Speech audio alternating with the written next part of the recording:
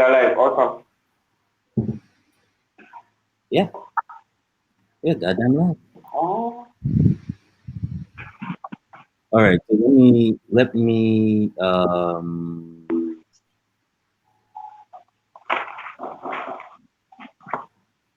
let me get the link. Okay. Right. Let me get the link. About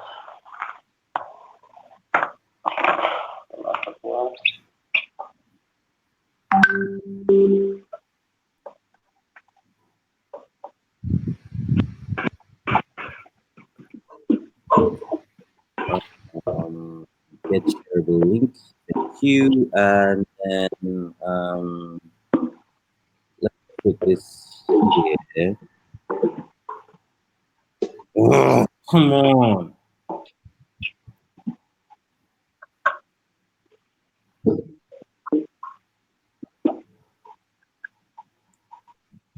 All right. I'll put the shareable link there.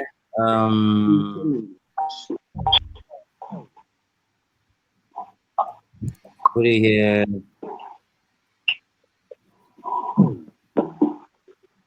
okay. Hey, the fucking ShitPost, man. As far as I'm concerned, like, so the general idea is to be as vulgar as possible. Okay. So if you're smoking, get the fuck out. I don't give a fuck. You be there.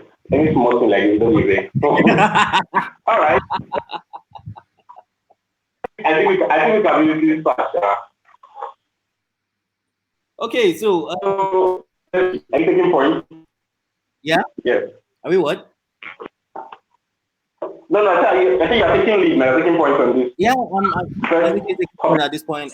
How many people do we have here besides me? We have everyone media, we have Gift, we have Charles, and we have this other guest that is yet to identify himself.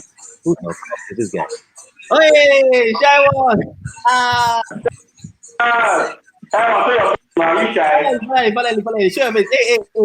Hey, Gift and Charles, look, show your like mouth faces, man. Let's see.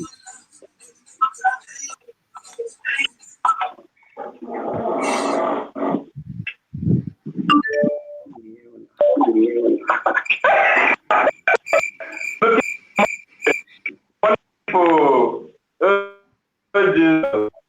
Shout out with the money. Convict designer. Public designer.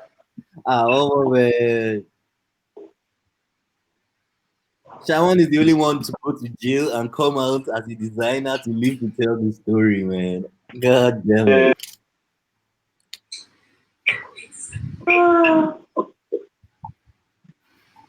All right, so I mean, let's get this party on the road. If everyone can like introduce themselves, starting with you, Yeah. Okay. Hi. Yeah, I'm also nomadic to an extent. I mean, which is pretty obvious. I also do designs, collabs, innovation hub in Kaduna. Also teach design there. Thankfully, been able to have other guys also who support and help me out in teaching design. So, despite my absence, like the show still goes on. So yeah, passionate about product design and design in general. You guys. I Shy One, man. Next. Okay. Good morning, guys. So my name is Shai Ochukuka. I'm a product designer. Currently a product designer at a company called Letsac. So I design, I make noise on Twitter, and I sleep. That seems like a very fair, everything you do, you design, make noise, and sleep. Really, is that what you do, nigga? You don't visit the. I think that Big designer. Yeah. Gift, you're up next.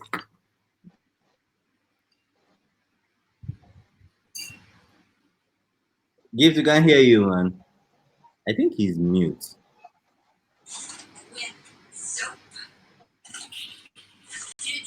What about? Yeah, we can hear you now. Okay. Okay, my name is Gift. I'm an art director and brand identity designer. I'm creating about everything design anyway. UI UX as well. So I think I'm going to be the good cop here today. Really? You're going to be good cop? Yeah, but guy. Let me be good guy. nah, you can't be good guy. Wait. All right. Charles,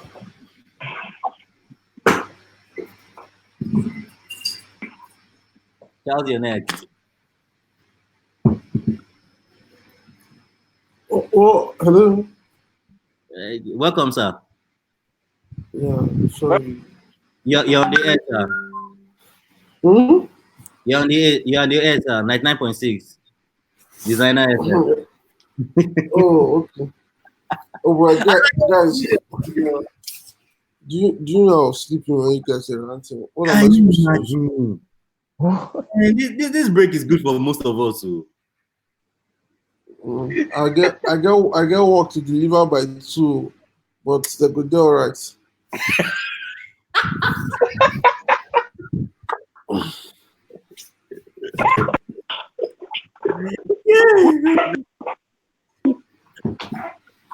But they go do all right, I think. That's the maddest approach I've ever heard. The bread meetings. I like introduce yourself. I'm not the follow my talk. Oh, okay. What am I supposed to do after this call? Which one is talking about? This ugly eyes. Oh God. I shall be that. Anyways, what am I supposed to do, Leslie? Introduce myself, yeah? Yes, you're supposed to introduce yourself. Oh, okay. Send us money. My name is Charles. I am a product designer, and everyone noticed that how Charles's name literally smells like money. I swear to God.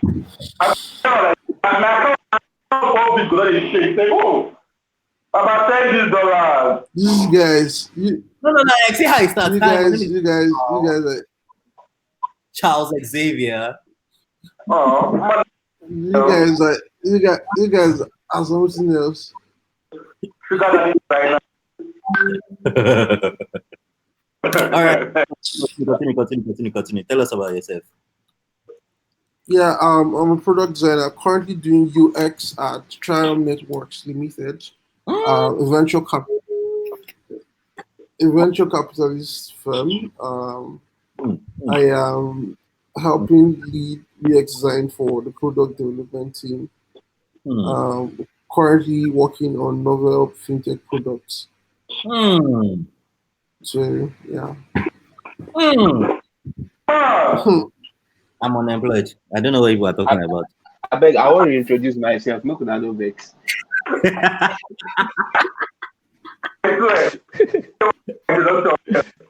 will not tell our market to what's going on. Like, if Charles can come up with all this work, me I not get work again. Like who am I? If they want me, jacuzzi. If they want me. Why you don't be okay? No, nobody has to call me. Wait, why does it call me? What do they usually call me? I know they call me Spendy. Spendy, that is Spendy. Muja, why are you fine? I don't know. Why am I fine boy? Now God help me. Because drinking water and minding my business. That's all I need to be fine in life. Are the reason keep this your hell? Hey, your head is too big for that behavior. Okay.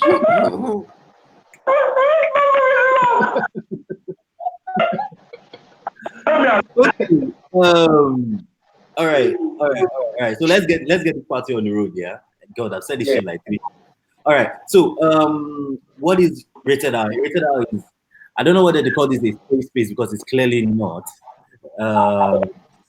Like it's mostly the general idea behind rated R is like mostly for review and real talk. You know, we just say our mind, say as it is. Nobody, you don't owe anybody any loyalty. You just say. So if anything is bad or it's fucking bad, feel free to say it's fucking bad. And you know, basically, if you want to rant, you want to go off, this is the right spot for that kind of behavior. So today we are going to be talking about the state of things right now. Right now, everybody is stuck at home, except for shy one who drove. You motherfucker. Shawan, where you did? Got it right. I did my house now. You sure? I don't enter house. Okay, you just wanted to confirm. Yeah, Papa. Uh, Oh, okay. All where right. you want make I did before? Dead zone. I like it.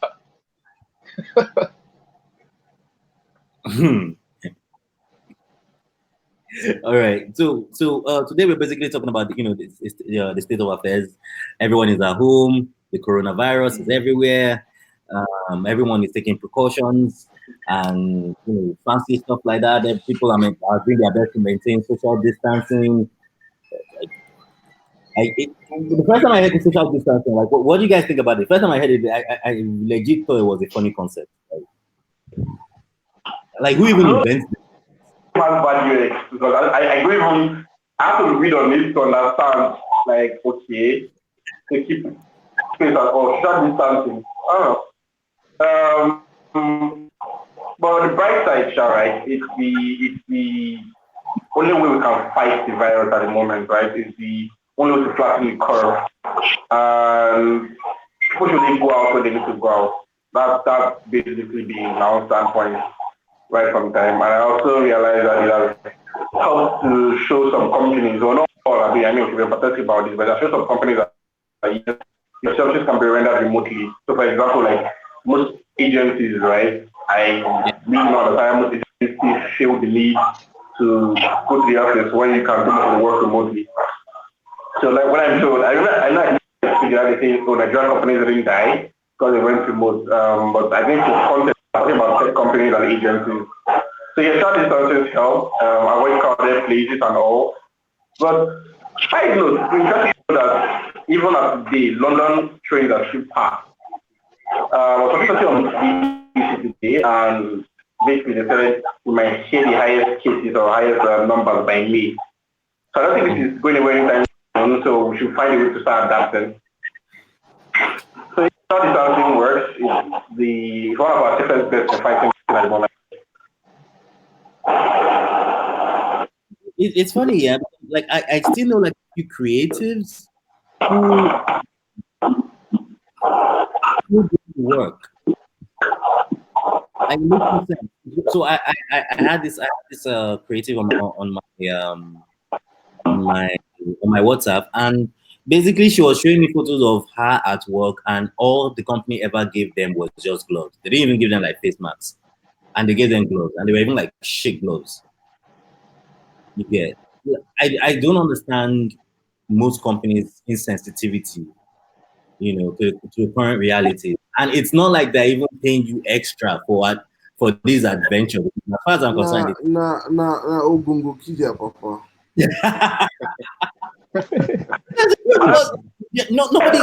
Nobody's being paid for the extra adventure.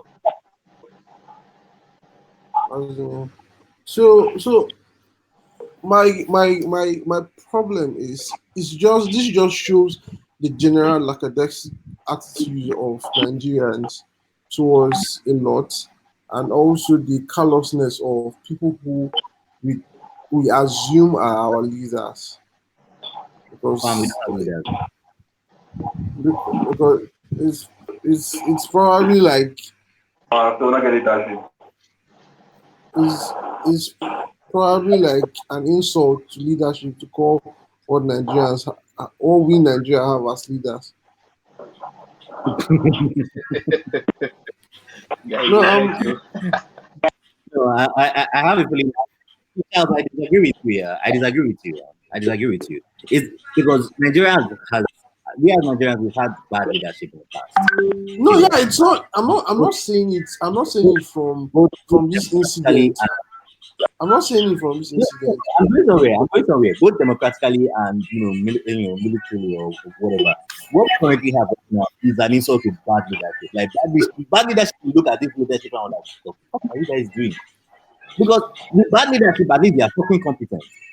I mean, take Abacha for example. Abacha, as for all intents and purposes, was a fucking competent leader. Was he a good one? No. Was he a shit one? Yes.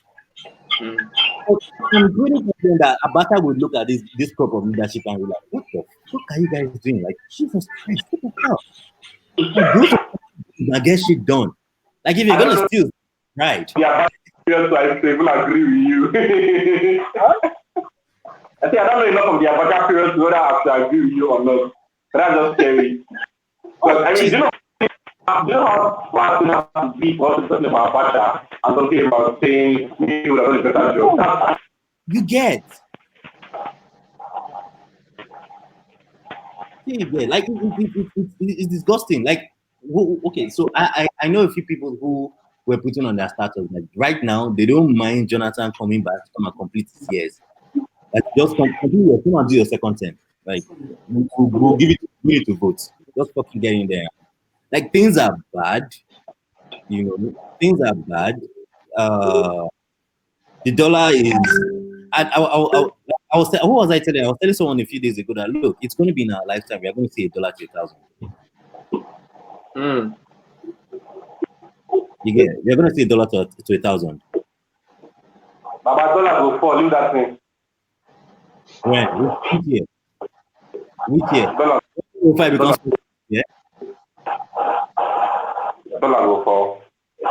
I don't know. I'm not quoting, but I was talking to someone. There's a possibility shall last. Yeah. Maybe most of the end remote. But man, you know that's how it works now. If dollar goes up, then inflation goes up as well. So whatever dollars like we are earning, no matter how high it is, it might just be, I don't know, it might just be higher spending power. It might not necessarily be that we will be swimming in big bucks. Okay.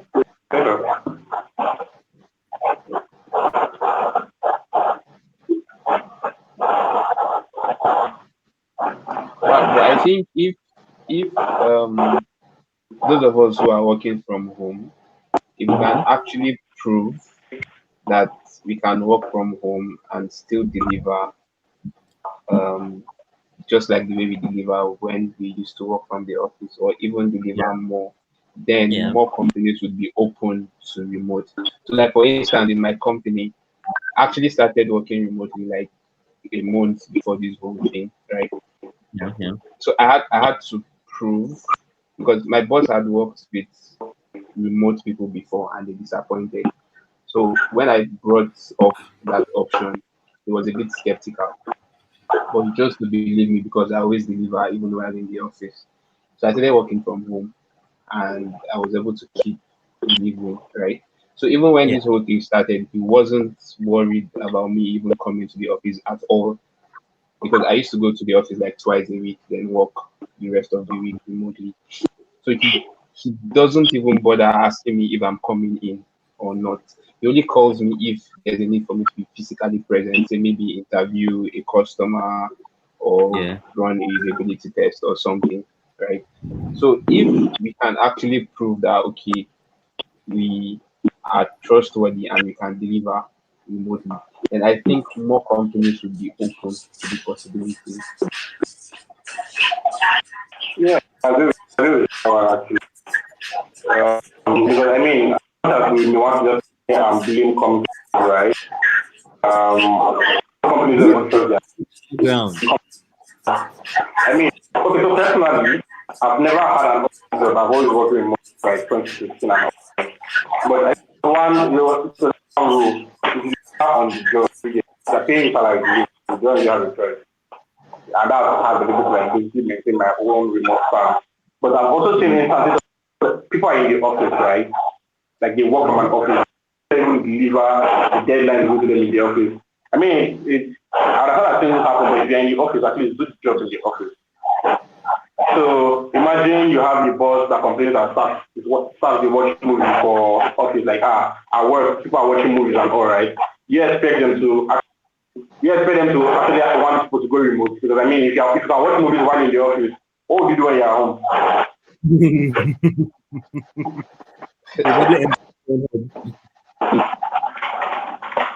So that's basically it. And so this is something that most people will not agree on. I feel some of our excuse is not followed, right? So some of our excuse is not followed. We keep saying, that creativity at a point, we have to get to that stage where the creativity is flowing, work and work. I really accidental creative. As an extent, it debunks that, right? I feel you should be creative. It's your job to be creative. So once it's time to do your job, be creative. I don't think you have to wait till like 8 o'clock or something o'clock before you can be creative. I agree that 6 hours for people, right? For some people it's night, for some people it's morning, for some people it's afternoon, you understand? But I think it's part of your learn how to instantly creativity. Obviously when you're tired, it's harder. But instantly activate that part of you that you're being paid for. So I think that's something we should also consider. Not just hanging behind, the reason you want to be remote is because creativity hits you. Like for me, I was talking to I was like, the reason I picked very remote is not about creativity, it's about quality of life and freedom, right? Now, if you deliver on your path, which is good, but I mean, the money you are spending on commute, the energy you are burning on commute, it's a lot. For example, imagine you are earning, let's say you are earning 120K, right? And you are my least city in Lagos. And then you find that they are spending about 60 to 70K on transport. What are you actually working for? Nothing. But if you are working remote, right, they offer you like, hey, 120. I mean, it's not a lot, right? But you're working remotely and you realize, okay, maybe you get the MTN Lumos like 25K or something, and that's your power is involved. You get the Highnet. Highnet is actually pretty cheap. Once you get the router, you're really good to go. Funny enough, 150K, if you close I150 is like 1.5 terabyte for a year. You get like a good, so you have internet. Once you can just make the sacrifices, the transportation and the commute time, the stress and strain you put on your body. Hold up. Did you just say with 150K, I'm good with Highnet, 1.5 terabytes for a year? Yeah, anything. Wow. That's you say wow. That's Highnet. I'll pay for this ad. This next live stream will be sponsored by MTN. Nah, sir. Brought to you live from our sponsors, MTN. Everywhere you go. So basically, right, for you knowing what needs to be done, and it's about having reasonable conversations with people who pay out salary. Stay at home is because XYZ, my creativity comes in by 90. It doesn't make any sense. We'll have practical conversations that, look, the money I'm being paid. Why do I want to start asking for a raise right now? Because I know maybe the company isn't generating as much money, which really shouldn't be our business, right? But give you value, right, as a creative, and pay me return, and then I have to spend more than half of my wages, my salary, on commuting to the place of work. I'm being found out. I mean, having to, you're not paid enough for this shit. And that's the gospel truth. So, have practical conversations and not about, my creativity hits me at every point. Because anytime I see why people say, you have to work with and do that, I think it's pretty funny. So, I feel that's my take on the issue, Sha. Yes, obviously the world is going to be forced into a remote culture, but we should also try to justify why we should be hired. Because yes, after the pandemic blows over, people want to come back to the office. But let's see how we can reduce that. Let's see how we can do a 2 days remote, 3 days remote, 2 days on site kind of policy. Okay, so here's my question now. I think for the benefit of those who are going to be watching this eventually down the line, so it's a fact that most Nigerian companies hate the idea of remote. They always want to see your ugly face at work. Yeah, they want to see your ugly mug face at work. They want to be able to give you. They want to be able to give you direction. They want to be able to tell you what to do, and they want to see you do what they told you to do. So how do you initiate that conversation? How do you build that trust? Like, let's what just if anyone can just give us like a line they can like someone who intends to do remote can just take and ensure that we ensure that he gets it at the end of the day. Who do you talk to? How do you ensure that you get remote gig? How do you negotiate that with HR or with management? How do you go about it?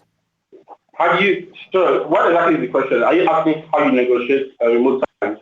How do you negotiate remote if you're a full-time 9 to 5? How do you go about it? It's a tricky conversation. So for context, I was talking about creatives. Oh, we're talking about creatives. Okay. Like, it's a lot easier for devs. I believe it's a lot easier for devs to get remote than for creatives to get remote. Although that is kind of I think that's kind of specific. I feel it starts out with what is the creative process? What's your creative process? So let me ask you, for example, like what's your creative process? Let me see. Wake up in the morning, open my laptop, hope for the best. All right. Okay, let me speak a lot more seriously. Let me think brief. For example, say a logo design. Now I get the brief from the client. I ask all the relevant questions. No. That's the wrong approach. Since we are talking about life, so let me talk from the context of how I work at the office. Let's say there's a new product that needs to be done or a new feature that needs to be implemented. I get the documentation, I get the brief. We sit down, we have a long lengthy conversation about it. I flip open my laptop. I start looking around for ideas, check the normal places I check, Pinterest, awards, Dribble, Behance, all those kind of things. Look for similar products, blah, blah, blah, blah, blah. Then start designing. Why? Because I'm an idiot and I deliberately decide to overlook wireframing. And then once I'm done with all of that, prototype, after prototype, review with project owners. When I'm done reviewing project owners, initiating internal testing, that kind of thing. Yeah, so that's my typical pipeline. So do you need to be an office for this? The only times I ever even, to be honest, no. Because no, not at all. Sometimes I would have said, oh, for the sake of meetings, you need to be in an office and the rest. But I'm working on the project. I'm working on like 2 projects. Yeah. Now for the pandemic, right? We will insist on a meeting in quotes and have conversations. Oh, we have meetings, we have conversations on Zoom. We're able to share screens. Like I don't need to see you. I can have conversations with them, right? I don't need to see people. We can have conversations. We can do sessions. Yesterday I texted Shai when I was like, oh, I need to do some kind of UX overview on a particular platform I'm supposed to start with designing, right? And I'm like, yes, I was in the office. I was in their office in December. Spoke to the staff, spoke to like the people who we are building for. I don't know what their process was like already on the already existing system. And if I need to do more conversations with them, it can be done remotely. Do you get? Like right now, it can be done remotely. So except it's a really, really critical meeting, which funny enough, the pandemic has shown that meetings are not as critical as we think they are.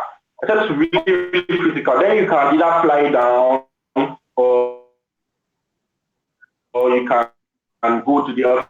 So if you live in a working, you see a company and be remote. And after meeting, I'll be there, right? But every other thing, let me deliver to you. Yeah, so can it actually open us up more opportunity. So imagine I realized that, okay, I can earn, let's say, 150K, right? Let's assume that that's the median salary designers earn in Nigeria, right? Salary. And they say, okay, instead of me living in Lagos, right? Let me move to, let's say, Kano, Kaduna, Ibadan, right? Now, if Kaduna is where I live, and I can use that as a like a reference. I live in Kaduna, and I can tell you that as a bachelor with 30K, 40K mark, I can stock up my kitchen for the month for myself, and that includes maybe buying half a goat, getting food done, and okay, I've done food. Then I can do maybe my internet personally extra like 15K with Excel. You understand? And you're not moving around a lot. You're not actually getting work done. So that means you have moved out of Lagos, but now you're actually focused on like delivering value and spending less. Because I mean, there are some things we want to do that we can't do because we don't have enough disposable income. I don't have enough disposable income because we're just spending all that money going to our place of work or staying in an expensive city. Then for some reason it is, oh, there's an important meeting. If I'm living in Ibadan, for example, I can just enter inside and I get to the meeting. I'm living in Kaduna, I can take a flight. Go to the meeting and go back home. It's basically as simple as that. Flights can be on company budget or maybe, I don't know, the creative and the company find a way to have an agreement. My point is remote work is possible. And for us that even having arguments of should it be or should it not be, we have come to see that the pandemic or the virus, and we start working out reasonable ways to actually work together. Like both people who give jobs and those people who are working. So is the best way for us to give products and give maximum output. So yeah, Mudia. Alpha. Yeah. I've been hearing the discussion so far, and like I've been on and off because of my internet connection, and my internet connection used to be really, really good like 2 weeks ago. Then when this shutdown came up, like my bandwidth has drastically reduced. Wow. In terms of, I'm really pro remote work though, but in terms of infrastructures to actually support remote work on a wider scale for Nigerians, I think it's quite poor. Mm-hmm. Seeing the fact, like 2 weeks ago, I used to reach like 40 Mbps. What network do you use, fam? Now I see what he's saying. Okay, so I feel also this is an infrastructure problem that maybe our communication niggas can also step up their game, right?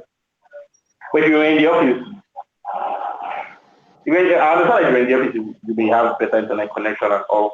But I mean, now you're supposed to be at home, like what's the option you have? We just need to hope that network providers or communication providers would update. Like that's really important. But we share all this at night. So activities we are doing design, but we can maybe share, communicate with people. The time when we actually need like really good bandwidth is video calls, right? I think that's the only main problem. Yeah, usually like this one now. Mm-hmm.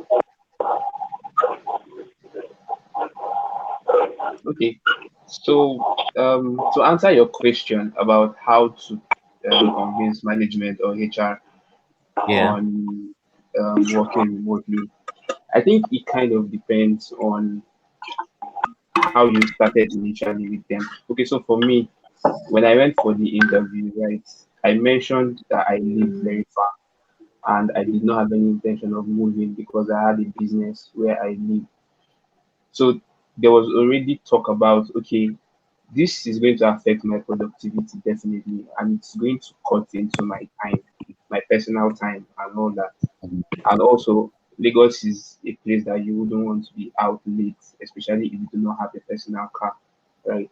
So I kind of brought all that up, and I said I can do 2 to 3 days on site, and I can do the rest off, right?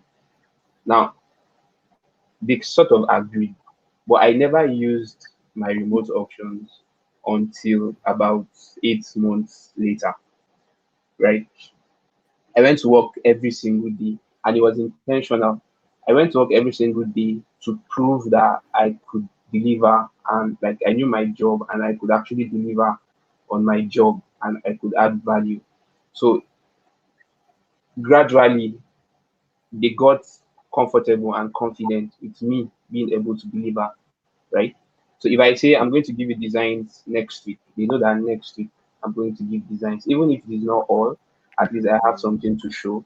If I'm not going to be showing all, I have an explanation as to why I won't be showing all. Right? I get to tell my boss where I'm stuck. Sometimes I call my boss, we sit down together, and my boss, the dev guys, we sit down together and I say, I'm stuck here. I need to make a decision, but I need everybody's input. You understand? So when I brought up the remote thing, I said, okay, now the van bikes. Coming to work is going to be a lot more difficult for me and it's going to be expensive. I told my boss how much I spend daily. I spend no less than 2K on commute daily. And I do an average of 4 hours on commute daily, right? And he was like, how have you managed to still be creative, like to still be productive? You understand? So it was easy to say, okay, now you know that I can deliver. Let's try me working from home for a while and let's see what happens. I didn't say I want to start working from home immediately. He even offered to bump my salary up so that I'll keep coming to work every day. I said, no, chill. Let's try me working from home and let's see what happens. You get. Now, he expressed his own fears of people that he has worked with remotely over time and how they all disappointed, right? And I told him, okay, I can't speak for them, but I can speak for myself. And the only way to find out is for us to try. Is so I started working from home and I had to put in extra efforts because working from home is I basically work from my business place, so it's kind of distracting because they always see me around, so they bring issues. So sometimes I can be in the zone and somebody will come and knock at my door to come and solve one problem or the other. Do you understand? So I had to put in more effort. This thing is not one-sided, right? If you say you're working from home, there are distractions and there are all that. So you actually need to be deliberate, and sometimes it will require you working extra hours just so that you can. And I think it's a small price to pay to continue to sustain the trust that your employers have. So that so I look at it this way also that I am setting the pace for the next designer who will be coming in, for the next person. So that when the next person comes in, they can say, oh, Chooks actually delivered while working remotely. Let's give this person a try. So it's now left for the person to fuck up or pull through, right? So if you look at it that way, you won't kind of just I like you won't be so selfish with your acts. Like you would want to actually continue to sustain the trust and everything. So I still deliver, and if I'm unable to deliver, I call or I update on the WhatsApp group. Oh, I won't be working today because I have to do XYZ. And my boss knows that I run a business.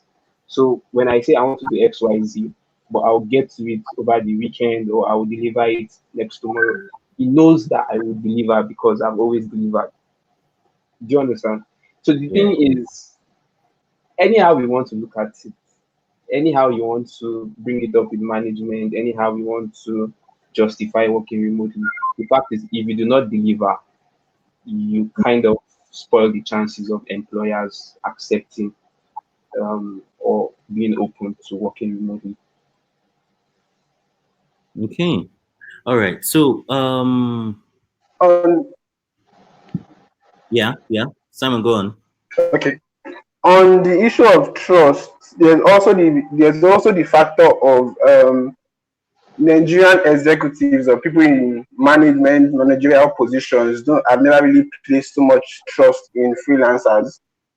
So whenever you try to bring up the remote job role, it looks like you're trying to run out of office duties. So like most of every manager or person in an high level in an authority or an executive has had a bad dealing. At least one in every 5 Nigerians to 10 Nigerians have bad dealings with either freelancers that don't communicate well or that don't deliver their job well. So this, at the end of the day, I think this has had an effect on them now offering remote positions out to people. But like he said, he what he's doing will now set the pace for the next designer that will come in. So if the designer chooses to fuck up, then that's his problem. So even the guy works remotely currently, and it was because okay, they saw that me I was delivering, and they saw that he was delivering while he came to work every day. And so one day my boss was like, "Do you think we should give him remote?" I said, "Yes, if he wants to, he can stay home and work because he delivers." And my boss was like, "Okay, I trust your judgment, right?" And the guy has still been delivering. So right now, nobody even goes to the office. Like we barely go to the office. Everybody just works from their house. Even my boss works from his house. So if you're able to establish that trust, like like have them trust in you and have that confidence that oh whatever happens you're going to deliver. If you're not able to deliver, you actually communicate that you won't be able to deliver. I think most times we kind of get this whole thing wrong. Most times the employers are not they don't have a problem with you not delivering. But where they have a problem is with you not communicating that you won't deliver at the expected time. If you communicate that, then they kind of adjust their own expectations, like managing expectations and delivery times and all that. So they kind of adjust and say, okay, this person will not be able to deliver because of XYZ. He has called in and we know he said he's going to deliver in 2 days or 3 days time, right? That communication is very, very important. Like very, very important. So I feel also that if I'm being honest, right, faces sometimes all of time, like you said, we have poor communication. So I feel this is also an opportunity for us to work on our communication skills, if I'm being honest. Yeah. And it's only for a while. Like now, even if I won't deliver, like say I'm supposed to deliver a job on Friday, if I don't deliver and I don't call or I don't, communicate that I won't deliver, my boss doesn't actually bother to find out like why I didn't deliver because he knows that okay, there must be a reason and that I'm going to deliver maybe on Monday or Tuesday. And I make sure if I don't deliver on Friday, first thing Monday morning, I have delivered. Do you understand? So automatically, it kind of gives the impression that okay, if the person does not deliver on Friday or at this time, the brain automatically gives you extra time. Like they kind of are not worried. They kind of give you extra time. So if you're not able to deliver within that extra time, then you should communicate that you won't be able to deliver. Do you understand? So it's just for the beginning of say the relationship, right? That you should communicate well. But I think after some time they become comfortable and um what's the word? Comfortable, relaxed, used to knowing that you will deliver. There's nothing like knowing that the person will deliver. Like I don't know if you understand what I'm saying.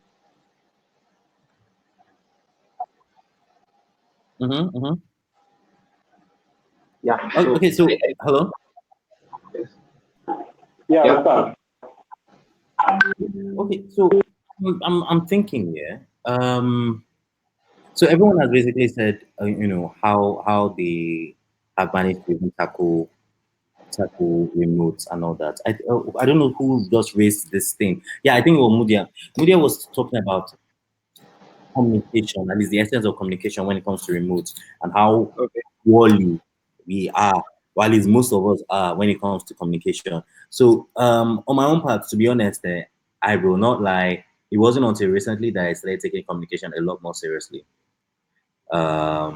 Because and I think I don't know whether it's trained behavior. I mean, I don't know whether it's learned behavior, but I think that designers are I can't really pinpoint the reason why designers don't really communicate, because maybe some of them have the running assumption that okay, client pays me, and that's probably after the initial brief, that's probably all the communication that he needs. Or the next communication he or she should be hearing from me is, oh, your work is done, come and review. That's that kind of thing. Some designers treat their clients, or some clients have. I don't know how best to actually put this now. Whether to say they've put themselves in such a situation whereby they present themselves as gods, and this designer doesn't just want to deal with too much shit. So they try to avoid, any points where they get to communicate or exchange or engage as much as possible. So you have situations where the client is probably calling for updates and the designer is not picking. Yeah, so it cascades from from just normal freelance or to 9 to 5. Cascade from normal freelance to 9 to 5. So I think we should have like a small talk about that.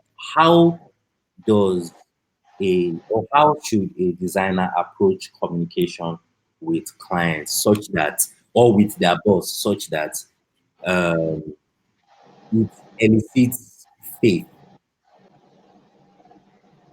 Such that we want. such that it brings about faith, good faith between both Okay. parties, designer and designer, or both client and designer. Okay. So if I get it correctly, you're talking about what instances where communication is a pain. All right. So come again, If yeah. I get it correctly, are you talking about instances where communication is a pain that we don't rather avoid? Yes. I mean, it also depends on how you presented yourself initially, right? Yeah. And sometimes you just have to put your foot down and not do this is messed up. Like today, I was supposed to be in a meeting and I was like, what is the meeting for? And they were like something about don't speak to the client, don't tell them stuff, something about daily reviews. And I said, I don't see the point in talking for the sake of talking. I don't have anything to tell the client now. I shouldn't be pulling it out of my ass because I just want to talk to the client. And this is even the Zoom meeting, and I did not have the strength for that. I think the first message I saw when I woke up, and I'm like, we talk when we have things to talk about. If I hit a snag, right, and I say, can you explain this flow further? Or, I've designed this flow, can you check it out and see that it correlates with what your internal structure is like?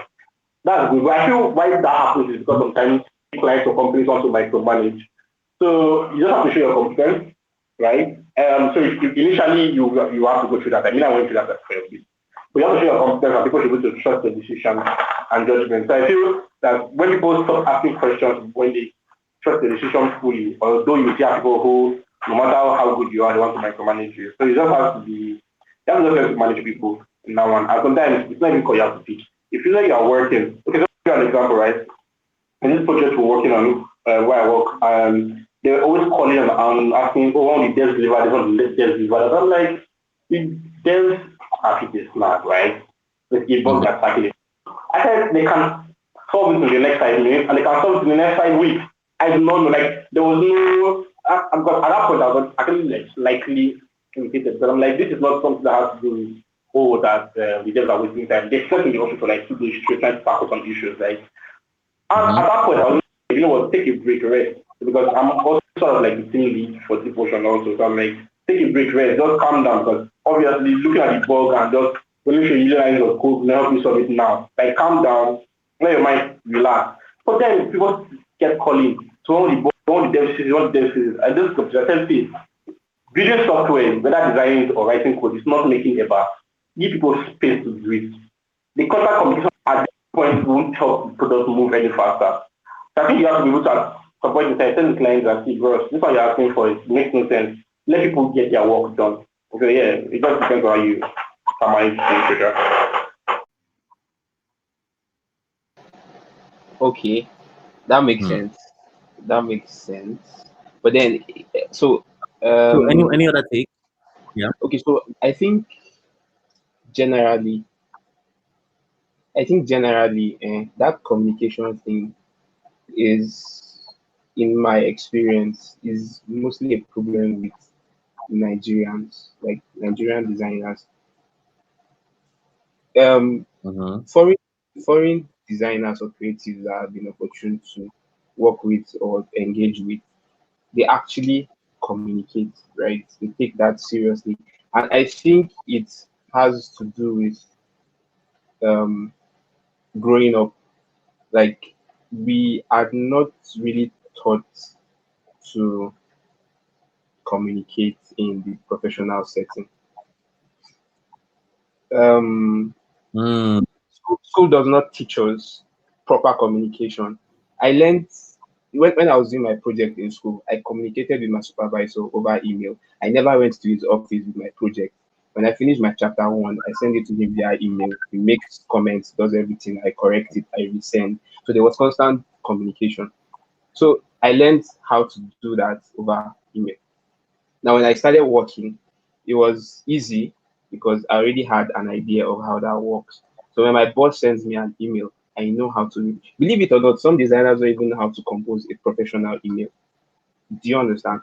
So it's more like how we grew up, right? And then it's not just a designer thing. It's kind of a Nigerian people thing. Like, you can actually have a business with a Nigerian and the person just ghosts on you. Do you understand? It's not just a designer thing. You have to kind of be deliberate about it. And then, so when it comes to work, professional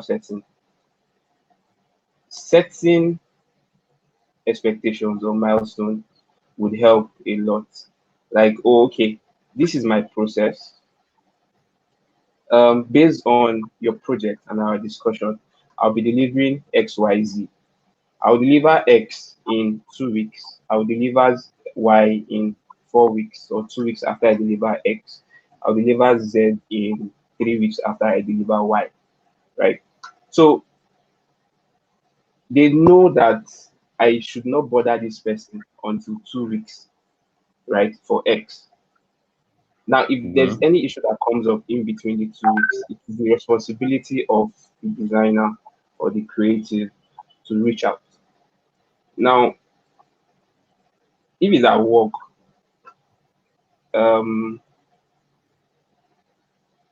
taking people through the whole process is like very important, like having people involved. So if your boss says we need this and this and this ready, it's like, okay, I have this and this and this on my table. How urgent is this? What's the priority? Is it high? Is it low? Is it medium priority? How should I prioritize this? Do you want this immediately? If it says I want this immediately, what I do is when I go back to my seat, I send an email. I copy my boss. I copy CEO, I copy COO, I copy product manager. I said, this and this and this is what I'm supposed to do. But boss has given me this and this to do. So this and this is pushing back by this and this time. Do you understand?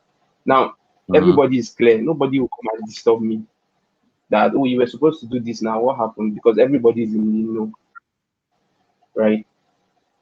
So when I do that, I send another update via email that, oh, I am done with XYZ. I'm now going to this and this and this to be done this and this and this time, right? So there's always constant. Nobody, if you actually let them know what they need to know or want to know, nobody will disturb you. They only disturb you when they feel like they are missing information or they are missing something that they should know about, or you've gone for so long without saying anything. And the truth is, as human beings, even if you have a business with somebody, even with your girlfriend or your boyfriend or your parents, if you go that long without hearing from them, you kind of get worried and want to find out what is happening. It's natural. Yeah. Why should I want my relationship? My friend, behave yourself.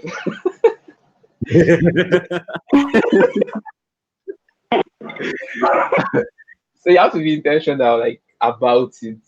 So you have these clients. The problem is a lot, right? You have clients who do not want to pay people that actually know the job to do the job. So they want to pay people who are upcoming, or basically people who are cheap. And people who are cheap have a lot of should I say missing parts or deficiencies, right? Um, if I charge you for communication, I charge you for consulting, I charge you for the design, I charge you for everything. I know everything is inside. I know that I'm using my data to send email. I know that I'm using my data to video call you. I know that I'm using my data for research. I know that I'm using my recharge card for research and all that. So I charge you. Now, when you want me to do a design of 150 screens at 50K, Obeni, as I'm collecting the brief, you will not talk to me till I finish because I don't have credit. I don't have credit on you. That's a real idea. That's the general idea. You know, but he sounded very diplomatic in the beginning with his whole speech and everything. When he got to his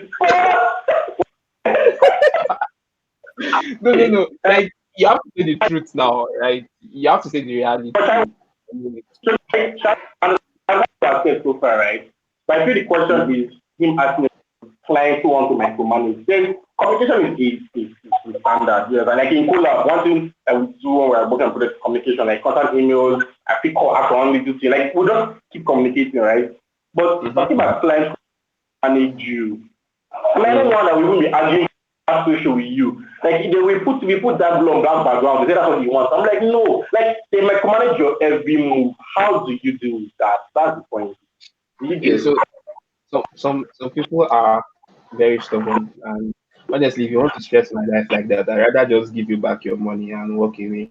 But then I I try to understand, like, okay, this is why I chose to do this, right? Why are you saying I should change it? Okay, where did you see this actually implemented? Can you send me a link? Can you show me so that I know exactly what you saw? I know what your problem is. Make I know whether na village people they work for your head, right? So I want to make sure I know your wife's the right color. Like I'm like, oh, you can't do this because of work contract. Trying to say, or you find your academic success. Just be. I'm like, what? That's it. I know it's because somebody goes to argue with a doctor. Well, no same person goes to argue with a doctor, right? But people feel that they should be designers. Like not design. Like because everybody can design. If I hear word, let's not. It's not just to use software.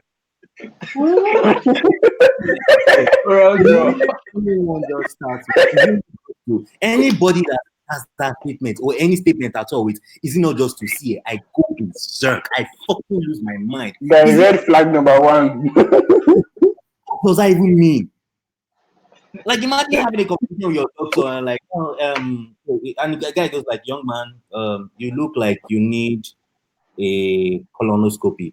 I'm like, not be just to tear my belly open. Like,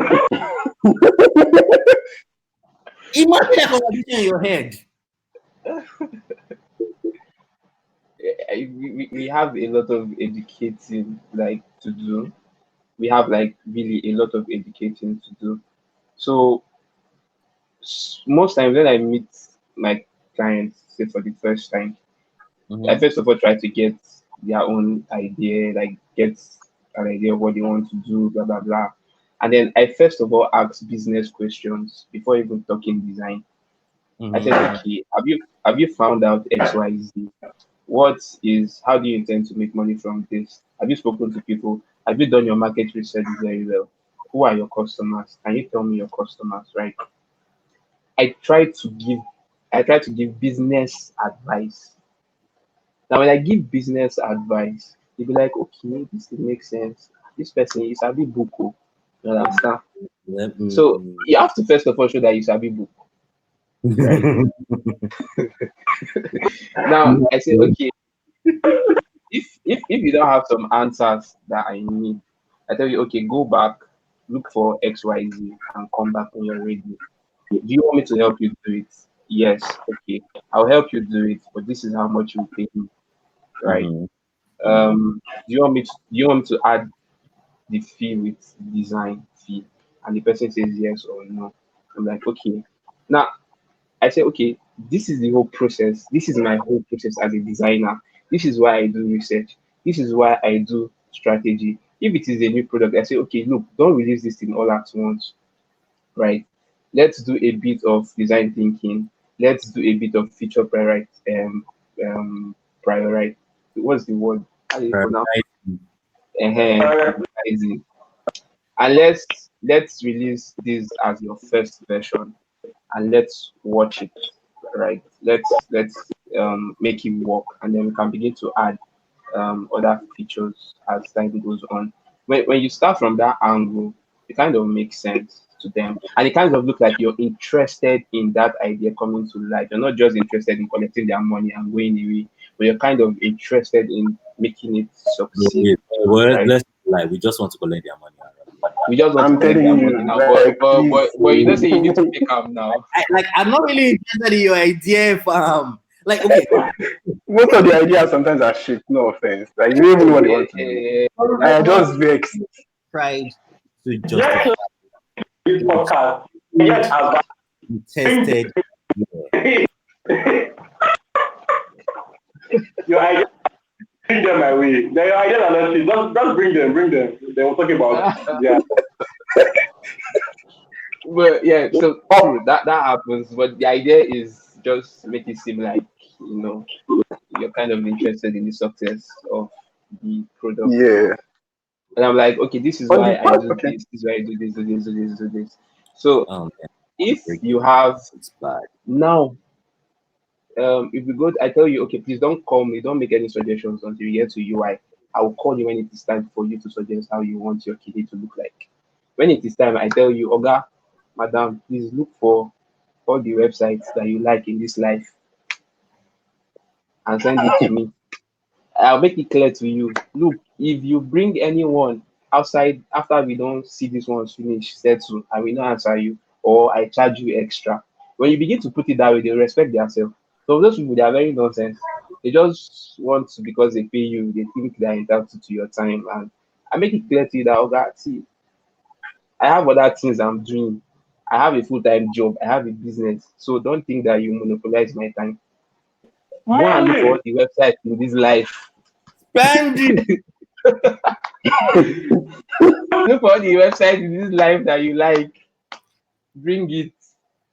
Then we would like go through them, And so when I design, you already kind of have an expectation of what. First question: are you saying you use client suggestions to create your mood board? Sometimes. So if those things are just to reduce unnecessary wahala, right? I just tell you, go and bring it, like to satisfy your own feeling. Go and bring it. I will add it to the mood board. Then I might not necessarily use it, but I might use some elements from what you brought. I mean, there's no how you bring 10 websites that I would not see something that I can reuse or tweak in your own for your own product, right? So I tell you this and this and this and this is what I used from this and this and this and this is what I added from mine.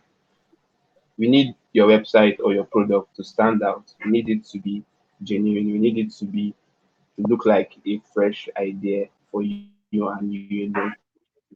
That is why I combined XYZ to make this work. Or do you want your website to look like every other website out there? Like, this thing is just all about how you sweet talk and sweet mouth. Micromanaging is there, right? But if you make it clear from the start, I think it helps.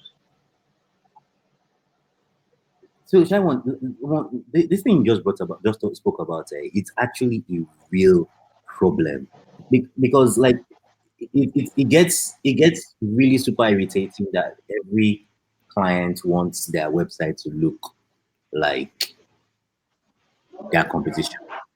It's like only a few of them will go as far as telling you that, oh, okay, I want my website to beat this person. So this person's website. So imagine you working in the fintech space, and then let's say you're working you're working as an in-house designer, and you're working in a fintech space, and then you are constantly being compared to Paystack or Carrywise, and mind you, you are a one-man design team. Mm-hmm. You're a one-man design team. You draw personas, you do everything, blah blah blah blah blah. You come up with all the assets and everything, and every fucking day, everyone wants to compare your shit to Carrywise. Like why? Like whatever happened to so what? Eh? Client cannot take out the money. That is me off. No. Okay. Because okay, so like nobody wants to go the route of, okay, you know what? I am paying you to tell my story, not carry white story. I'm not paying you to design. I'm not paying you so that you can make me better and look better than carry wise. No. Some of the people going to fintech are going there for the money. Of course, now Jesus That's Christ, true.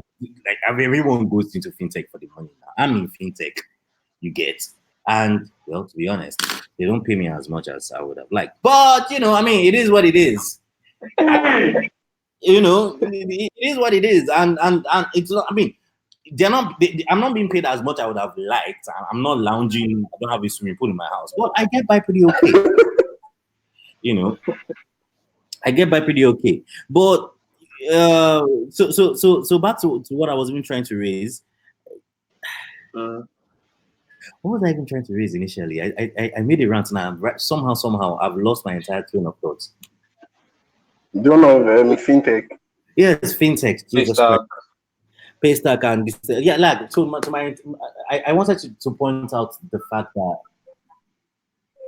there aren't a lot of designers aren't telling original stories because clients want to look like the competition. I think because that's all they know. Like you didn't know as much as what the knowledge that is available to you. True. Yeah, that's true. That's very true, actually. That's why most people always say designers should learn how to code because they think coding will make them a better designer, or more knowledge will make you a better designer. So the same thing with clients also. You don't want to go into that rabbit hole because it's no. I'm not going into it. I'm just dropping it out because it's more relatable.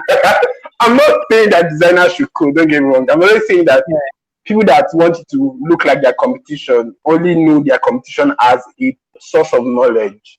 Yeah. So it's the knowledge they have access to that they can raise a comparison towards in the first place. But you know, another thing that I think is part of the problem is the fact that people only know those guys as competition. Like if you're in fintech, you say?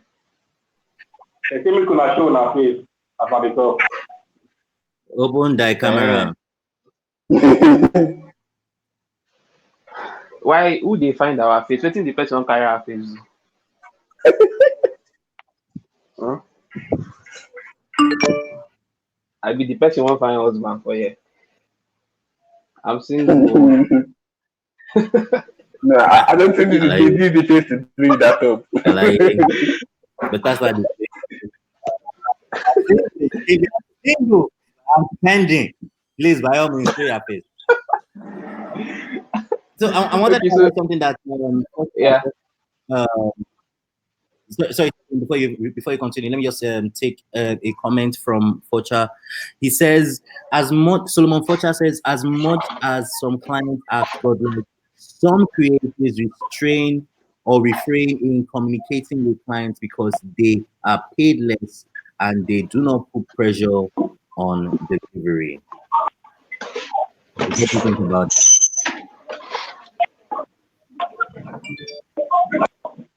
My face is poppy. Did anyone hear me? Yeah, I saw it. I can see the question. No, I don't think it's a question. I think it's more of a comment. Oh, okay. Yeah. Yeah. So more like people don't communicate because the clients pay less, like pay really total price. They don't put pressure. Well, I mean, that doesn't complain. It sounds like a client has fear of God. He didn't pay plenty money and they're not putting pressure. It's not an excuse for the designer to not actually communicate. Like there are some communications that are no-brainer. Yes. So there's a question here that we should take. This from Shego. Yes. We do. Okay, do you think Nigerian designers have the right facility to work remotely? Then also considering our education system has molded our minds to always be in school. So who is taking that lesson? And do we think that Nigeria designers have the right facilities to work remotely? Like that first half of that question has already answered itself. We don't. Expansion. Let's see. Do you want like a long list of problems that we're constantly battle? Now, as you may notice, I have light, but this is not normal. This is generator, for example. Let's see. What other list of things do I have? I'm using crap internet. I'm still gonna take up that MTM high net offer of 1 terabyte a year, man. And I will be surprised if I finish it by knowing the kind of bastard that I am. I'll be surprised if I'll be surprised. Oh no, not that I'll be surprised. I won't be surprised if I finish it by after buying it, January. That sort of thing. What other struggles do I have as a designer? I'm not paid well. The tools that enable me to work remotely are outright expensive. Dollar exchange rate isn't even helping. It's not really helping matters. What else am I struggling with? Yeah, I think that's just the crux of it actually. Electricity is a problem. There are no proper infrastructures that actually help remote work. Internet connection is another problem. Communication is between me and the client, so now we know how to handle them. Then the tools that would actually help remote work and collaboration very effective are so expensive. And if I'm taking out all these costs from the money that I'm being paid, but I'm being paid either by my boss or my clients, I don't know. It cuts into my margins and it cuts into my life, so to speak. I don't know if you guys get what I'm saying. Yeah. So I don't think Nigeria or Nigerian designer is fully equipped or has the right facilities for remote work. We're just struggling and we are figuring it out as we go. Now, granted, there are alternatives. There are alternatives, but I mean, what's the best alternative I can think of right now to a paid tool? It's just like looking for a Photoshop alternative. Talking about keeping into what you said just now, what you said about stuff I think your margins and all. I think the conversation we had on Asha Terry the other day. Asking about stuff about how you get to the next level in your design and all. And then Shara was talking about how you are well afford the tools that are to the next level. Correct me if I'm wrong, Taiwan. We were talking about tools the other day and that basically grow our design power, basically our design capability. Let's quickly run through that. Up Nepa, Madu. Yeah, go again.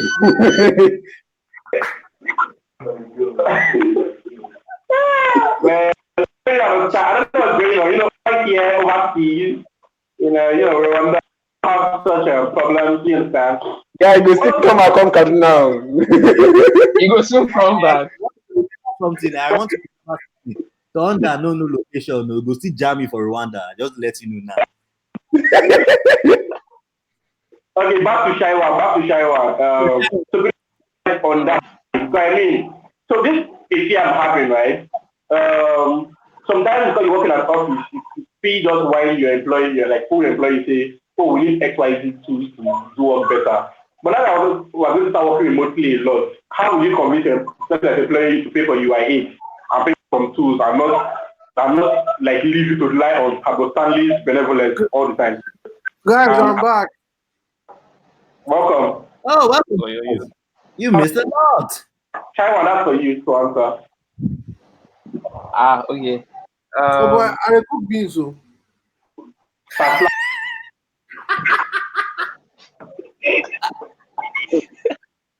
Guy, are you aware that you are on live? You're fucking dumb. You get bread for house. I know. I get plantation. Gary even did this. Gary had the like this. Answer your question. Mad. So I want Okay. question. We have websites to care about. So come on. Okay. So I think you can actually communicate without a lot of those tools, right? You alternatives, phone calls, direct phone calls work. You have WhatsApp, right? Thank God for Figma and Zoom. You can share your screen, right? Even if it is just for 40 minutes. I mean, so leveraging on tools like that can help a lot, or leveraging on means of communication like that can help a lot. Figma is collaboration, like you can collaborate, so you can be online, your boss can be online, you can be on a WhatsApp call, you can explain. So it just takes you teaching your boss or your clients or whoever how to use Figma or how Figma works, right? For tools that help us as designers to work faster, more effective, Mm-hmm. I think it's unless the company forces you to do their designs with the official company's account. So like my company, my boss insisted that I open the Figma account for the company and Adobe XD account for the company, right? And then I made it clear to him that Adobe is not free. I'm using my personal account because I pay, right? If I create an Font. account for the company, if I Spending. create an Jacuzzi. if I create an account for the company, then the company has to pay, right? And I make it clear that this is why the company has to pay. So if you're willing to invest, fine, I'll create the account and you pay. If you're not willing to invest, allow me to continue to use my personal account. And what that means is I have 100% control over the files, and they don't want that, right? So I kind of see investment in tools as a personal thing, mostly because of freelance. Like I would need those tools to help me better as a freelancer, right? And then you can include your most of those tools. You can do yearly payments, so you can just do rough calculation. Say, okay, I'm going to do like 5 freelance gigs this year, so I'm going to divide those payments. I'm going to divide the money payment by 5. So you can just include that into whatever you're charging. I know that okay, I'm charging 300. Out of this 300, 50K is for my tools, right? We need to talk about this pricing thing self to designers. Like there are some things that you add in your pricing to make your life easy for yourself, right? Yeah. I'm working on a project and I told the man that I was going to call people. He needed to give me people that I would call for research. I told him that I'm going to be using my recharge card to call. So 5K out of this money that you're paying me is for phone call. And when I'm sending you my invoice at the like I specify it, I break down the cost and I tell you UI, UX, phone call, blah blah blah blah blah blah blah. Anyone you want to negotiate, you negotiate separately, then we'll know how to cut down. So if you say money for UX is too much, I say okay, Oga, I'm only going to send you user stories. I'm only going to send you sitemap. Case closed. If you say money for UI is too much, I say, Oga, I'm only going to do desktop version. The developer can do mobile version, right? Yeah, no, you need to be honest. You need to be truthful. Like, yeah, I like Holy sleep. I like my sleep, and I'm sacrificing my sleep to give you the best or to do a good job. So you need to understand that my sleep is more important than your money. So if I'm going to collect your money and do your job, then you should be willing to pay me for the stress. Mad. All right, guys! Breaking news here. I Apparently, like this style. Boris Johnson Boris Johnson has tested positive to coronavirus. Who is that? Oh fuck, man! Jeez, I mean, it sucks to not be unpopular. Why lately? Like Jesus. Johnson is the first Minister of the UK. It's not my parents. I don't know. I'm not living in the UK now. They dash me money to sabi that kind of thing. Shaiwan, you are embarrassment to our friendship. Okay, I don't hide that. You are embarrassment to our friendship. How would you say you don't know who Boris Johnson is? See me see trouble. You guys sabi how much they don't give you. It's not about. Guy, leave that in our bag. The guy look like you know. All right. That, Okay, wait. So shy one. I think your approach to pricing and dealing with clients is really, really interesting, and I think that is something that we'll probably have to dedicate an entire ship post to talking about. Yeah. So, but right now, I think we should go into the meat of the matter, right? While we are actually here. Okay. We've not gone into it since. No. Right now, we just romancing the surface. We're talking about coronavirus. We're talking about all this one was foreplay. All we're doing was foreplay. It's now to whip out the take and just rub it in. Apply loop first or rub it in. That kind of thing. Okay, I don't know yet. Okay.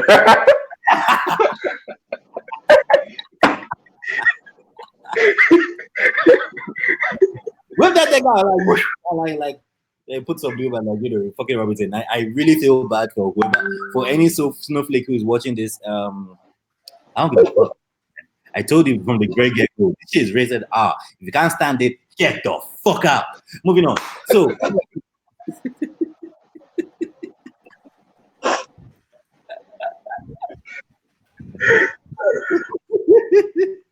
can you people please give Leslie water to drink? have your water. Because I don't know why the guy is just energetic and screaming. Okay, so so who are we taking on first? Today we are reviewing three people. So we are taking a look at WhoGoHost, especially with relation to their dashboard. We are taking a Get Butter. No, that's Butter, right? From Flutterwave, and we are taking a look at EkoCab. So do we roll it? You should have a soundtrack for this thing. Bing, bing, bing, bing. Hell, fuck.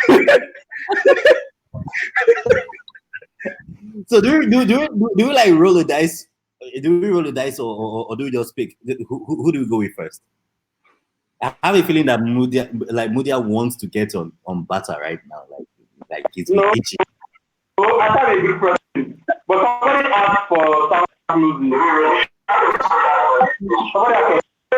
Somebody asked for sound music.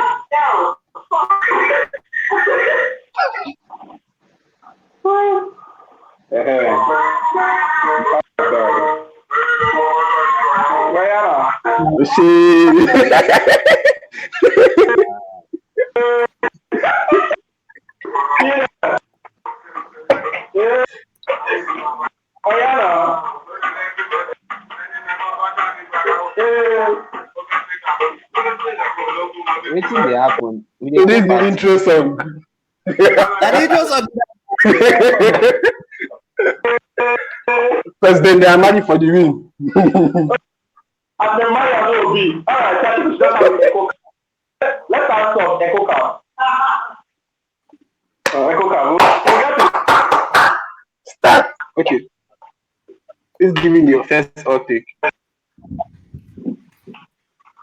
Did anybody download that app? I did. For what? Which one? EkoCab.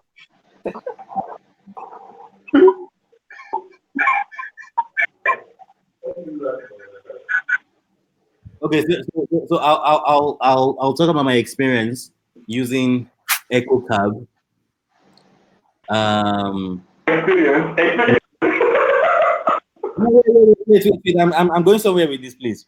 So I want to talk about my experience using EkoCab. So I downloaded the app, and that was it.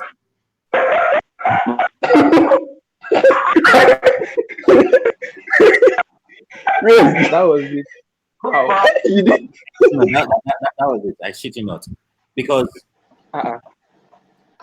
so here's what happened.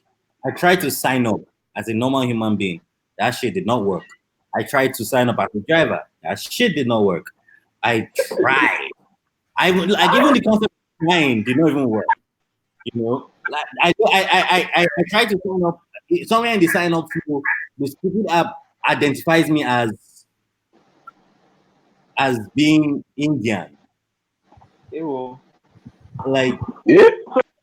what part of a white label app, which is sad, right? So why that thing was that, why that actually pissed me off was, I mean, you have people who are designers, you have developers in Nigeria. Yes, I know running such things are not easy, but you actually hand over something you say you're building for Nigerians and saying, oh, let us support our own because Uber is not Nigerian, and you go out and give Indians. I think that's when you're being racist, right? You go out and give people to be in white label app for you. Like, this is shell. This is picking up for living with Indians well. Like, the white label app basically shows you took your bad attitude of not treating people well and took it down to Indians. You know what? Give me the shittiest shell you have right there, and I'll slap EkoCab logo on it, and I will put Lagos people inside. So enter. I mean,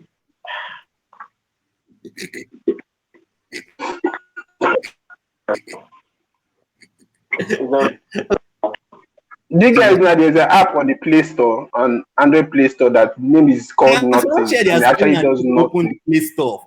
Just like I just want, I really, really want to. Jesus Christ. And that app has better reviews than EkoCab, and this app does nothing. Like, it's a blank screen with a text called Nothing. I'm serious. Like, check it. It's an Android app. What it promised to do? Nothing.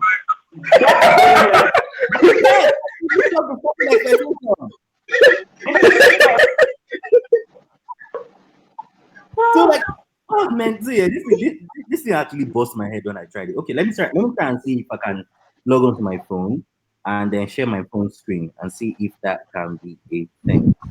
Wow, what is the remaining 14 hours of our prayer? What the fuck?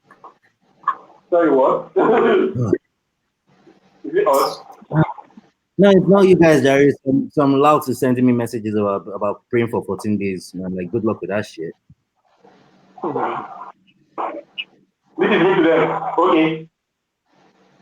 No, like, I have no problem with praying and all that because I won't come out and say outright that oh, I'm like the most religious person around. Like, I love this. They have done great and amazing things for me. However, we have it backwards. Holy shit! Hold on.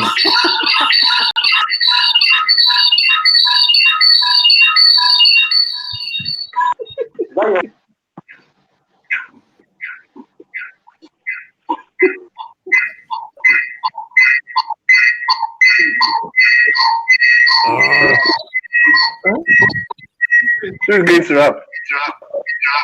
Oh, hold on. Let me select the. Okay, this is not good. All bad parts of this thing. But something not keeping up. Remember when they come here when I did buy this? Yeah. I'm keeping up. So, Mudia, there was something they said because Uber is not a Nigerian app, Abi. Now I think that guy talk, Abi. But I mean, okay, say it wasn't built by maybe the original code or something was not built by Nigerians, right?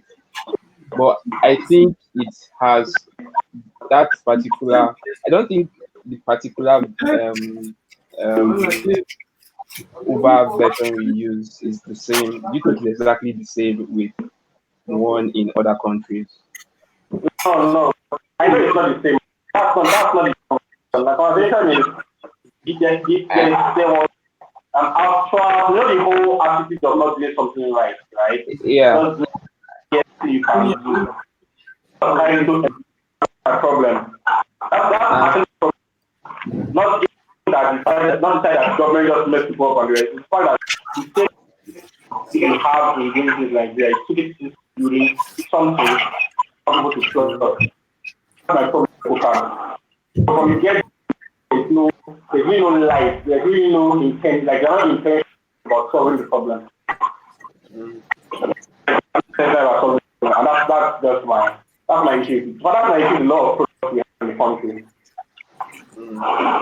I think like talking about the dashboard, like let us leave EkoCab, they'll be fine. The next one is WhoGoHost. I'm not even angry about the dashboard. I lost a lot of money, and I lost like 2 clients because of their bad things. I don't think I can like it was. So yes, but that we want to look at intensity because we use to measure stuff. The platform cannot do what we are there for. Then what's the point? You get The last part. the platform cannot give you what you are there for. Point. Yeah. That's true. Actually, that's the reason I'm paying. I pay for this for a reason. So you can't even give what I'm paying for. You can't give the value I ask for. That is bad. I don't even have to look at the dashboard to know that it's a shitty service.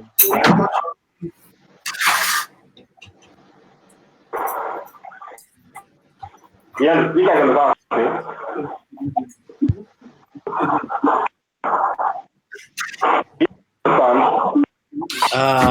Man. Yeah, you guys my level bad.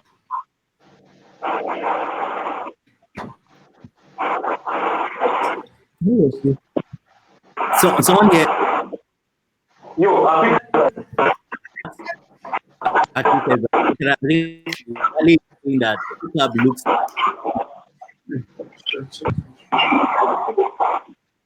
but I think the modern you guys.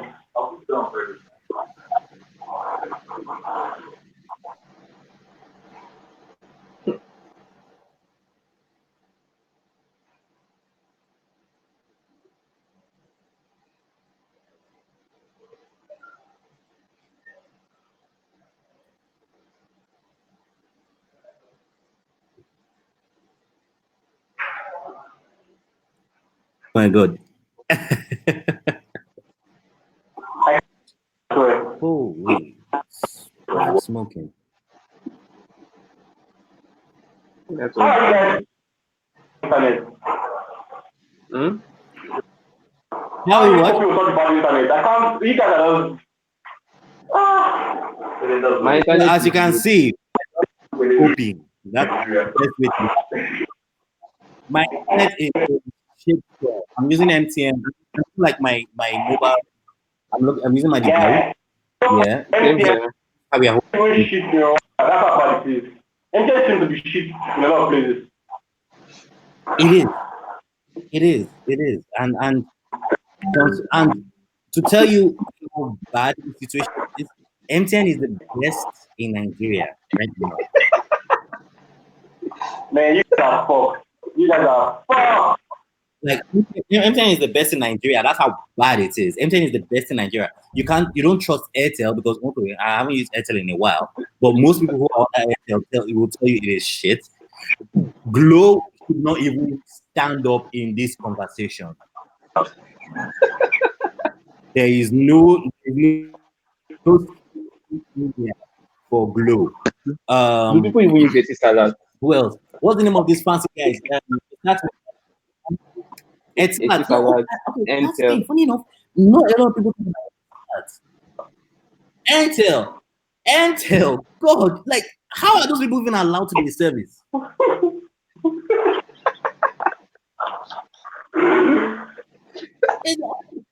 are those people allowed to be in service? It's a fucking nightmare.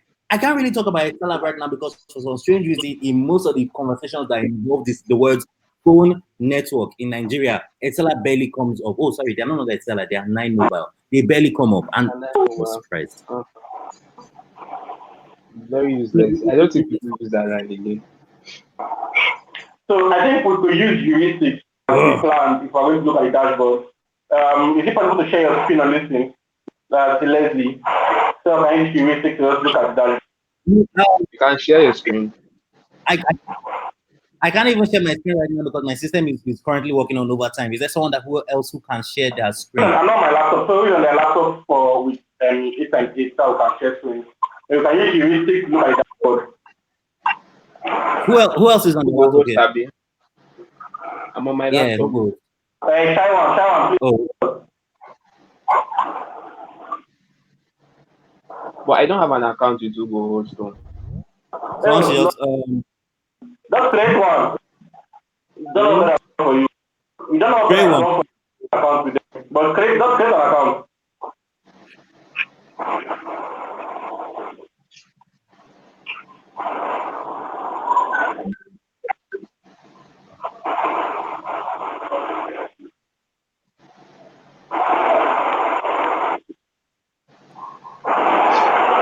Are you creating one? Is encountering a lot of noise. I don't know who that is. Moody, I think it's you. Sorry? I think it's you. I think there's a lot of noise in your background. Okay, let me mute my mic. Okay. Shaiwan, are you creating the WhoGoHost account now? I have an account with WhoGoHost. Can you share your screen and walk us through the dashboard so I can change heuristics to look at it? Okay. Let me.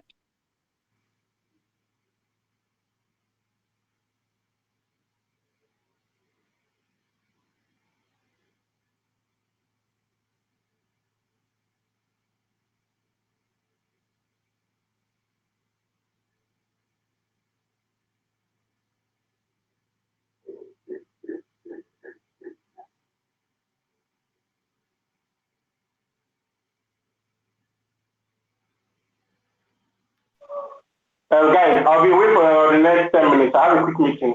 I'll be back. Okay.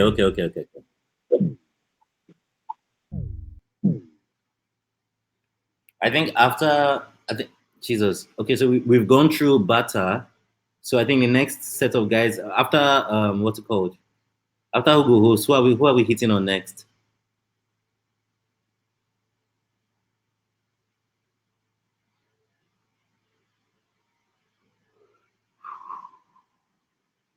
Jesus, we've gone through Bata, we've gone through EkoCab. So WhoGoHost is basically like our last port of call.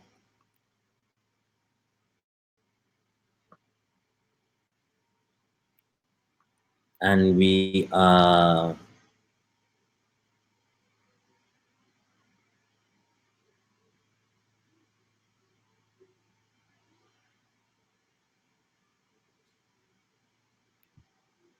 and we're like an hour 30 already into this. Oh Jesus. Are we even still online? I think Jesus, connection is shit.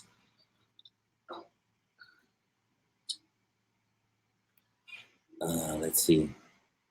And I've already thrown out 3 points.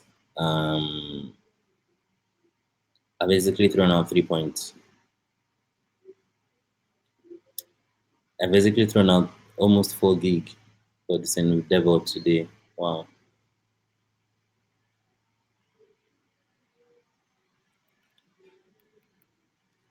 Oh shit.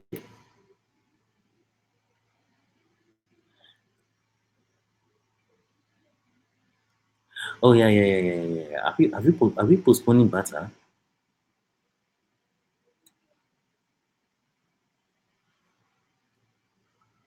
Yep.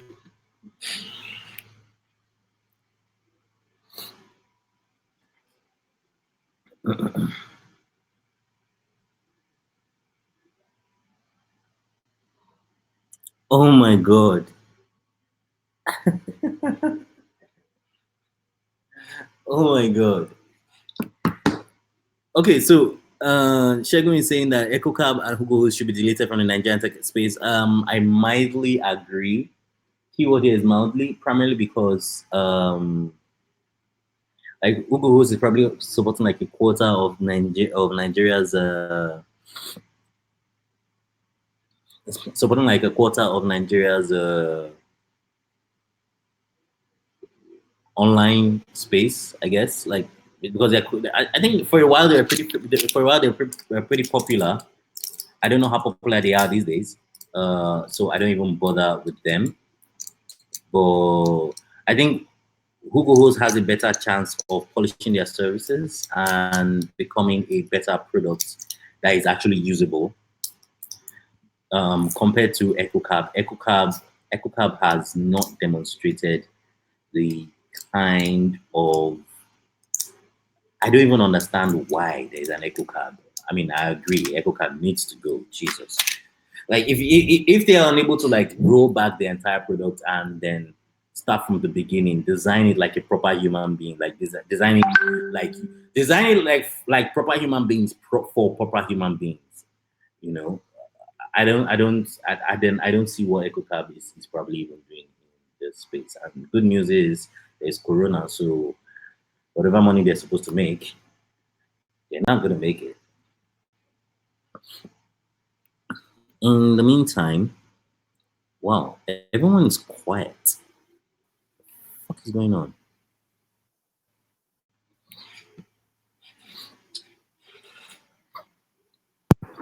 Hello? Yeah.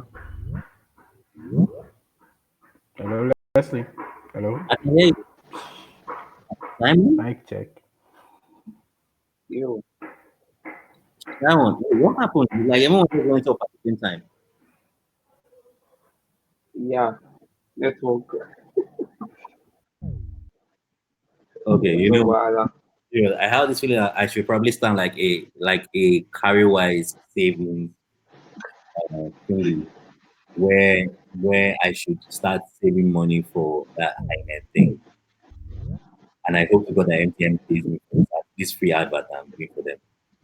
High-end. 1.5 terabytes for 1 year. Eh? 1 year. 1 year. Here's not the thing. Here's not the baffling part here. I am too fucking sure that if I buy that thing in January, I will finish it by April.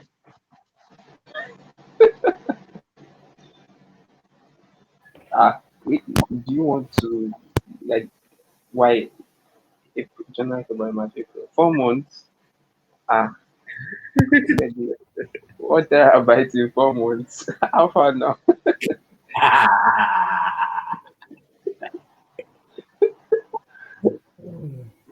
Oh god, yeah, maybe I don't know. Depends. I think if you start streaming, yeah, we are MTN. If you start streaming, then That's true, Sha. and then I think it makes sense in a way. It makes sense.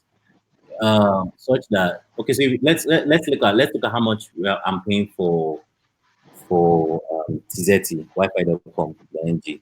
I'm paying 4,000 up from 9,000. Now, so I'm paying 4,000 now.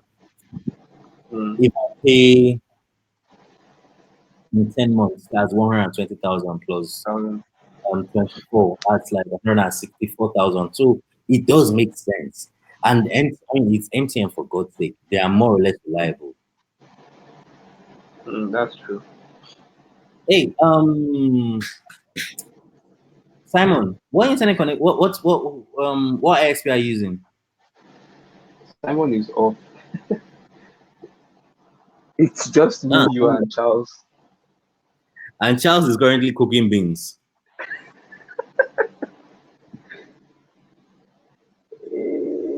So just me and you.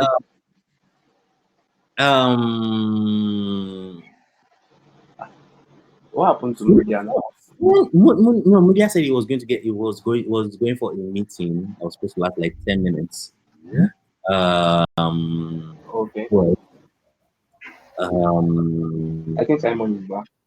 I think that's Yes, I'm back. Simon is back. Yes, also Simon. Crazy one.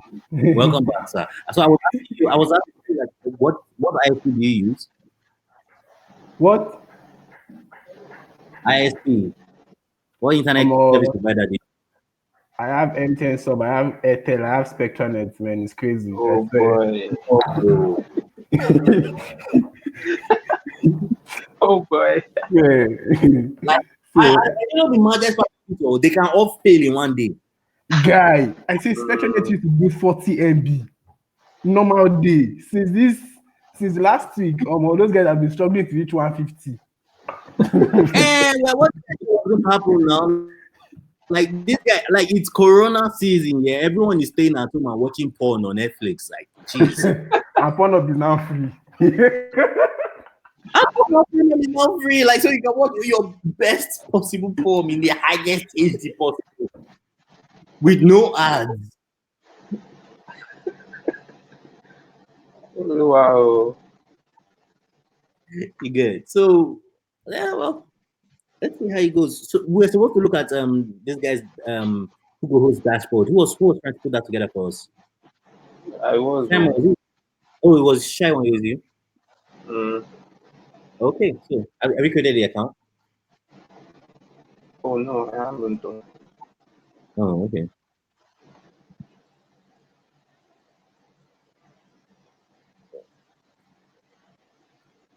So I'm trying to see if I can get to use Affinity in Designer in place of Illustrator. Why? So because the reason is, let's just say that my long extended trial for Illustrator has come to an end, and I am currently unable to pay for it. So yes, I'm pretty sure you know what I mean when I'm saying that shit, right? Yeah. Yep. I do. I'm glad we are on the same page. So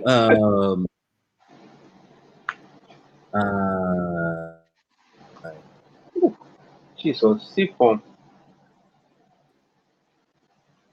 hold on. Jesus, are you fucking kidding me? Why all this? All right, so let's keep looking at the on top sign up. On top sign up. Oh. Madu. I was even looking for social login, not social login. Hold on. Scroll to the top again. Let me even take a look at this shit. Sign up, create new account. Okay, that's fine. Personal information, ID. I just want to fucking post my site. I don't give a fuck about the tax, man. Mobile phone for SMS notifications, receive SMS. Like, wow, you can just call it phone number, man. And let's all be happy. There's phone number up here. So why are they asking for additional information? I don't know. Security pin that would serve as a security check. As a security check when you make requests. Remember to keep this safe. This can be done when I want to make a request now. Why give me the option now? Like, why ask me to do it now? Yeah. Because I can forget. Before, like, let's say I do this and I do not make a request for the next 2 months, 3 months, or 2 years, and I want to now make a request and I've forgotten my PIN.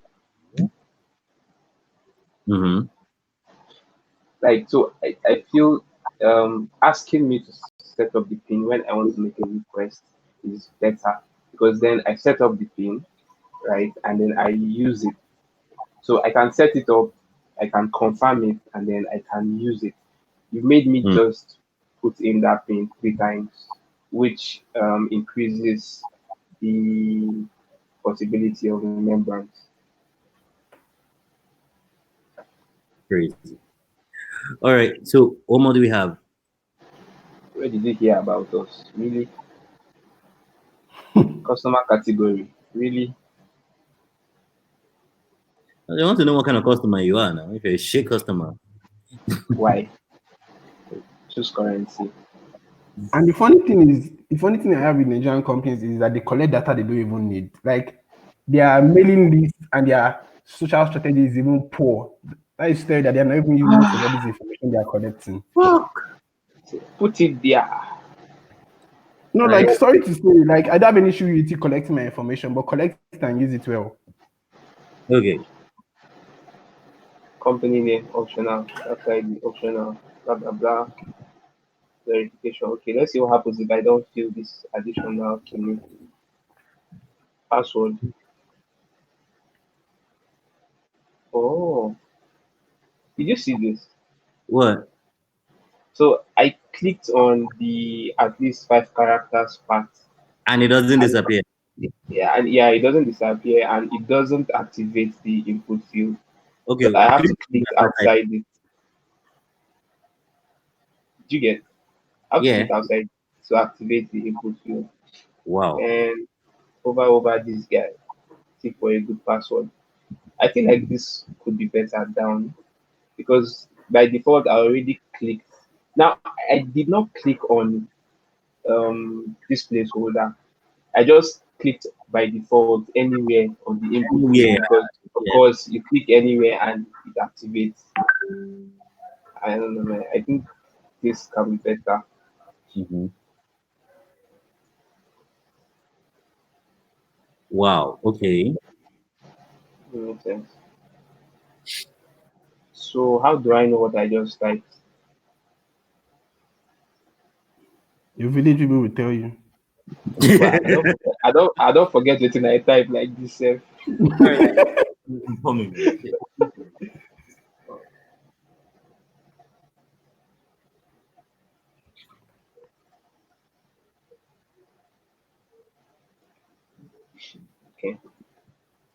Nope. That's stressing. They will still send you emails, so don't disturb yourself. Required. Okay, so I think this is what just happened. Successful. What just happened? I don't understand. It showed required, and I wanted to scroll up and just disappeared. Okay. Let's try to log and see what happens. Required. What is required? For you to press login. Yeah, I've pressed login now. Wow. Wait, I have an account with them. Let me share my screen. Like my internet. Something I just created now.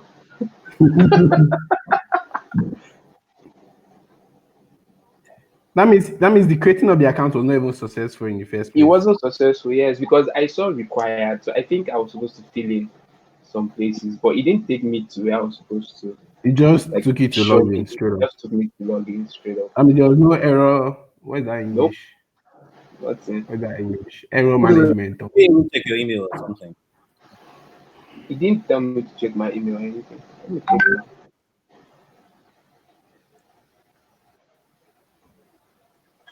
Should I log in with my account here? Yeah, so there's nothing in my email.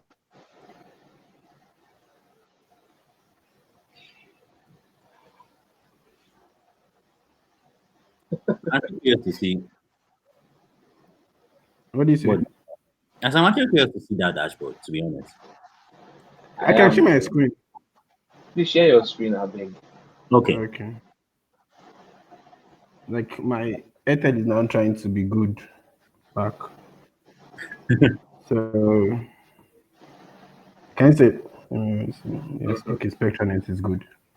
Okay, so this blue, I don't know the idea about their choice. Yeah, so this is the dashboard.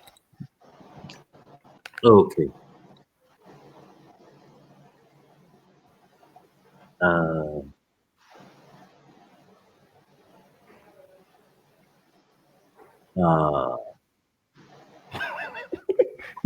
What do you mean?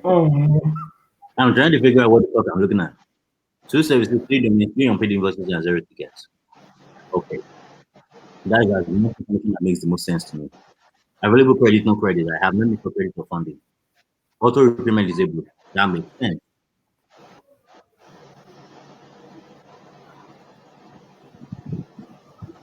Reason for tickets, available credit, your active products, website new domain. I don't know. It just feels tacky one time. Like everything is just there and is competing for attention. This guy itself is just, I think he's maybe it's intentional, but or That's a it's worst possible. intentional to make it do. The worst possible place to put it because scroll to the top. It disappears. So if I don't scroll then I don't know it exists. And if I want to do Yeah, that particular action, where do I go? Oh, okay. At the right. you have to. Register a new domain. Yeah, right. Oh wow, it's even here. Usually I just go back to the home page. So this is the header for like the main page header. This Yeah. header here. It is what they converted to this on this side. Actually, I think this is the old header. So like for me, Sha, their previous dashboard was even far better than this. I won't even lie. So let me go to let me go to services. All right. Now the wall of loading.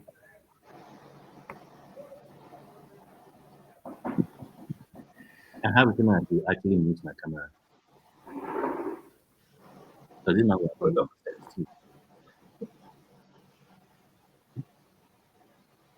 Okay, so this is for the services page. Okay. Hold on. What's making me laugh is I remember this domain so well. Uh-huh. The guy met me, was like, the guy was so happy. Yes, I'll send the money for the domain and hosting today. Baba sent it. This is the third year. I mean, yeah, this is the second year. I never hear anything from that guy again, man. I mean, this guy was like, no, we have to meet. It's coming in from Kaduna for a meeting that you should use the opportunity. The guy sent money for domain and hosting. Daddy, he said, don't worry, we'll start very soon.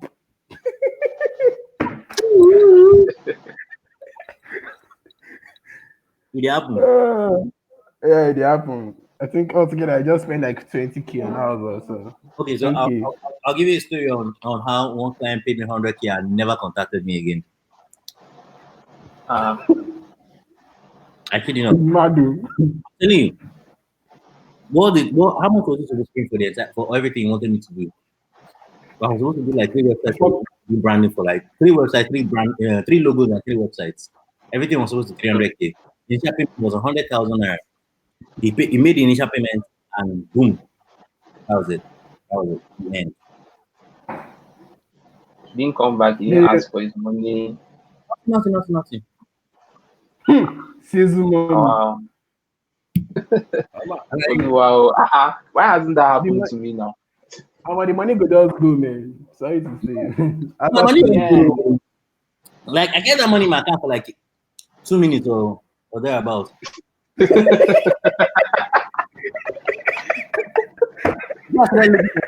Spending.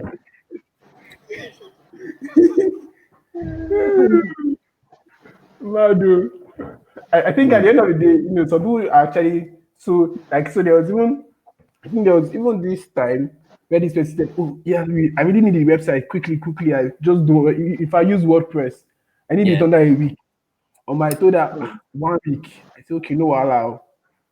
She sent first batch of payment to. You need an answer disturbing now. Alpha content now. Alpha content now. I'm not imagine she alpha content guy for 3 days. Let me be the alpha content.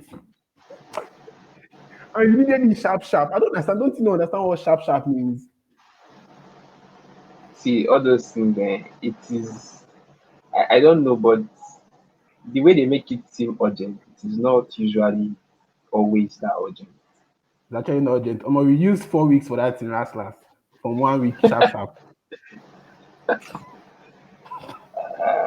It always they urgent when no be them they on the delivering side.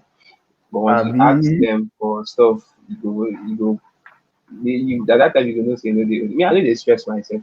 If I ask you 2 times, you know what answer me, I'll relax. I just send you email. Say your work is currently on hold. When you're ready, you let me know, we'll continue. Our timeline will continue, we'll start counting. Okay, so for this dashboard also, I think you can see this part where available credit, and you can actually add funds to your credit. There's no short way to add your ticket, to add a new ticket. So what do you mean by a new ticket? Okay, so they made adding funds button here, so you will pay them quickly, of course. Yeah. And when you want to add a new support ticket, there's nothing here. And they didn't make their dashboard look like a full dashboard. It looked like as if maybe they were using one of all these WordPress, and it's not WordPress, Bootstrap. You've gotten it, all this Bootstrap WordPress theme where they just have a sidebar and they just have the main area where you just get to just so if you now want to add support ticket, after you scroll down to try to find the way to add a support ticket and you don't find this man they chop. You can add tickets. Welcome back, Nubia. So how important is the ticket to you? Tickets are big. Okay. So recently I created what can I even say? I created a domain for my friend, and I needed to redirect it, and they were not allowing me access to the DNS details. So I had to raise a ticket for them to. So I shared the details with them, the details of the hosting account I wanted to use. I shared it with them and told them to add it for me, since they didn't have an option for me to add it. Previously, they used to have that option, but since they changed their dashboard, either they don't have it, or I didn't even know they add it again. That's a terrible service. Now, Namecheap will not even do that now. I don't realize how setting up your WhoGoHost is hard as setting up Namecheap. Yeah, let me tell you how easy Namecheap is. I don't bring an account to start. Namecheap lets you get the last page before you get an account. Like you have bought your domain, bought your host, and then you got to say, oh. Who is that? Who's that? Namecheap. Like Namecheap. Oh, okay. Best UX ever. For I don't know why WhoGoHost is doing this complex. It makes no bloody sense. Namecheap customer service. I want to go and accuse them. Let's go and what? In this corona period. Social distancing, please. Let's up. See this part. See, like I was saying, even if they wanted to add this year, at least they would have add a new ticket here. There's still no place for you to add a new ticket.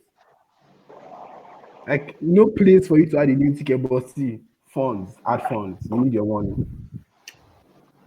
So like with this new dashboard, like they messed up everything, and there's no way for you to know which thing is, because if I used to previously add my own thing, open ticket.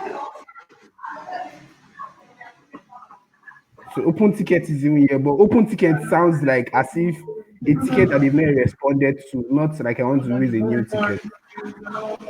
Wow. How often do you make use of tickets? At least at least for every new domain, you maybe need it the first week or the first 2 days, depending. So I got this. I got this domain, and I was able to pay with my card. So I paid this one. I was able to pay with my card, so I paid with bank transfer. So I messaged them the details. I raised a ticket for that one. I wanted to redirect the domain to the blogger account. So I raised another ticket for that one, and that was all. This one too, I bought a new domain. For one domain. You say? That's 2 tickets for one domain. Yes, there is 2 tickets for one domain. Yeah. So they're just like you actually waste tickets like when tickets is like supposed to be your way to customer service. Yeah. Yes. Since they don't have a live chat system, or I think they removed that, I'm not so sure. But since they don't have a live chat, the ticket is the only way to customer service. So it's Charles, always please look at you. Going on.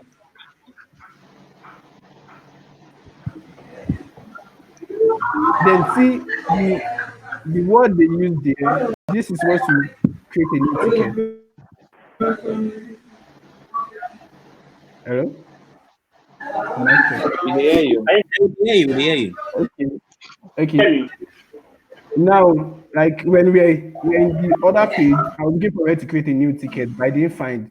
So obviously, the way to create a new ticket is actually called open ticket. Okay. But open Why? ticket sounds like something that I've Oh, already but created. now pop-up pops are conflict too. Oga, chop your food in peace. Don't make noise. So open ticket sounds like tickets that have already that is existing and they've not been closed. It doesn't sound like I want to create a new ticket New ticket. or like I have a new issue. See, they don't talk to anybody when they decide on all those things. And some of all these things, it's like most people are like the dashboard, like this doesn't even look like a dashboard. Sorry to say too. This would have been what do they call it? Card sorting method would have been really helpful in solving this issue that you just brought up about the open ticket. Like you know how card sorting works, where so it can work in two ways. You can either write out um, nomenclatures of navigation and stuff and ask people to sort it out how they want it, or just explain how that thing is supposed to work and ask people to suggest a nomenclature for it and group it. So you use the one that has like the highest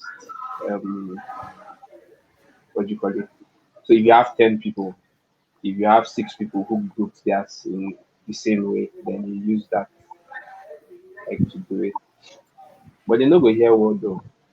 Then I don't also know how important this part was too. That they are always allowing me to see it.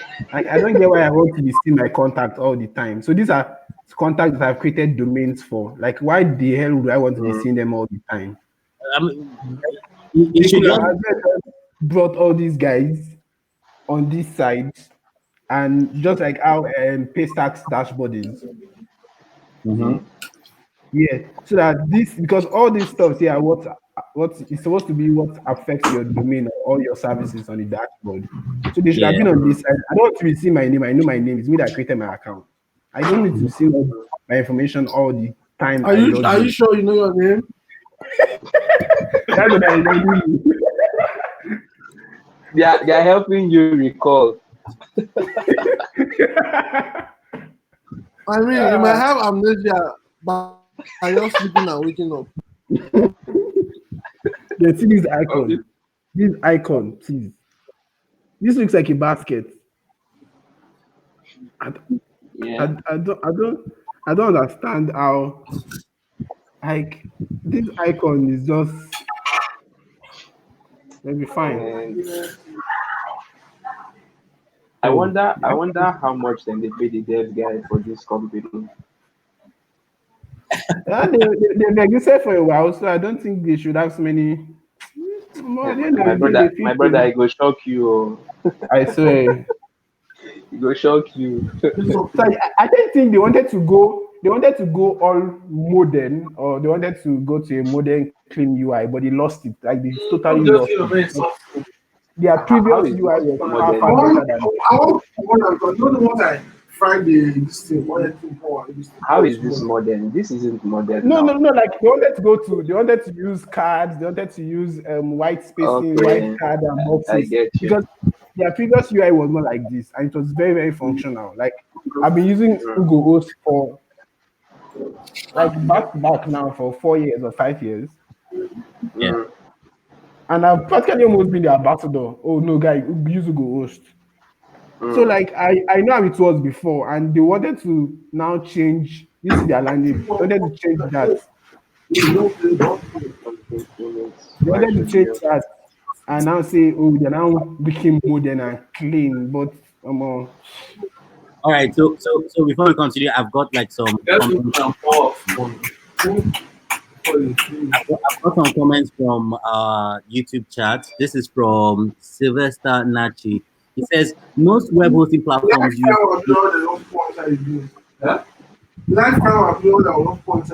Charles. Sylvester Nachi says most web hosting use WM style. I didn't get that. Somebody called Charles to put up the audio. I just run and call sometime. Oh God, Charles, Jesus Christ. Let me call you. No, I'll go mute him for a really mad. Okay. Okay, let me close this. Yeah, I don't forget. Mute.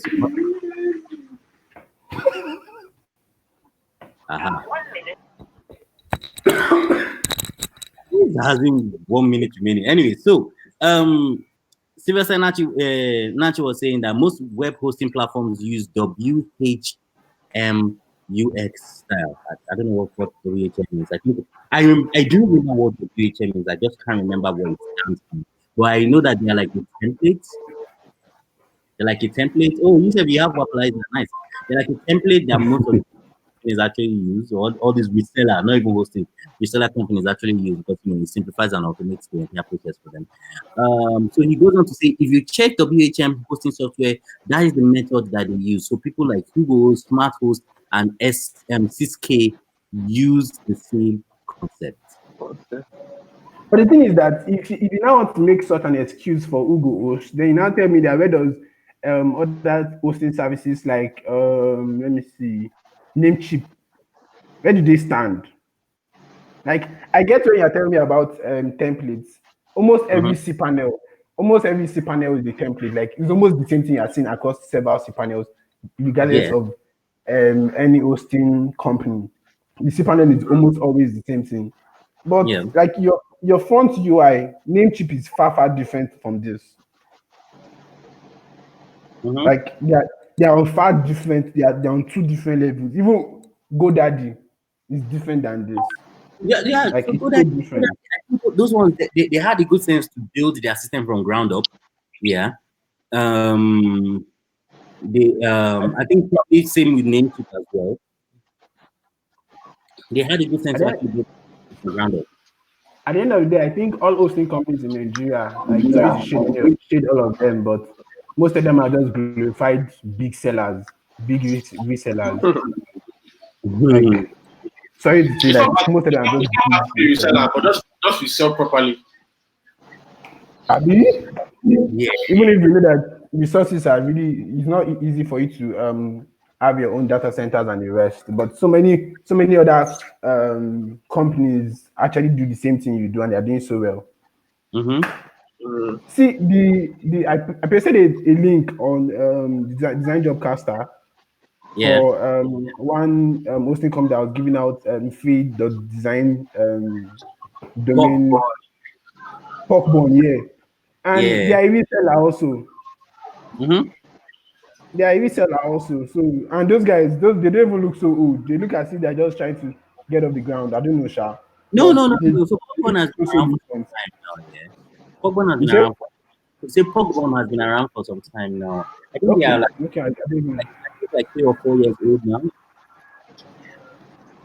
At least like 3 or 4 years old. Because I remember when I got my domain name, that's Leslie Williams of Design, which till this day does not have anything attached to it. I remember when, I think it must have been around 2016, 2017-ish. So they've been around. They've been around for some time.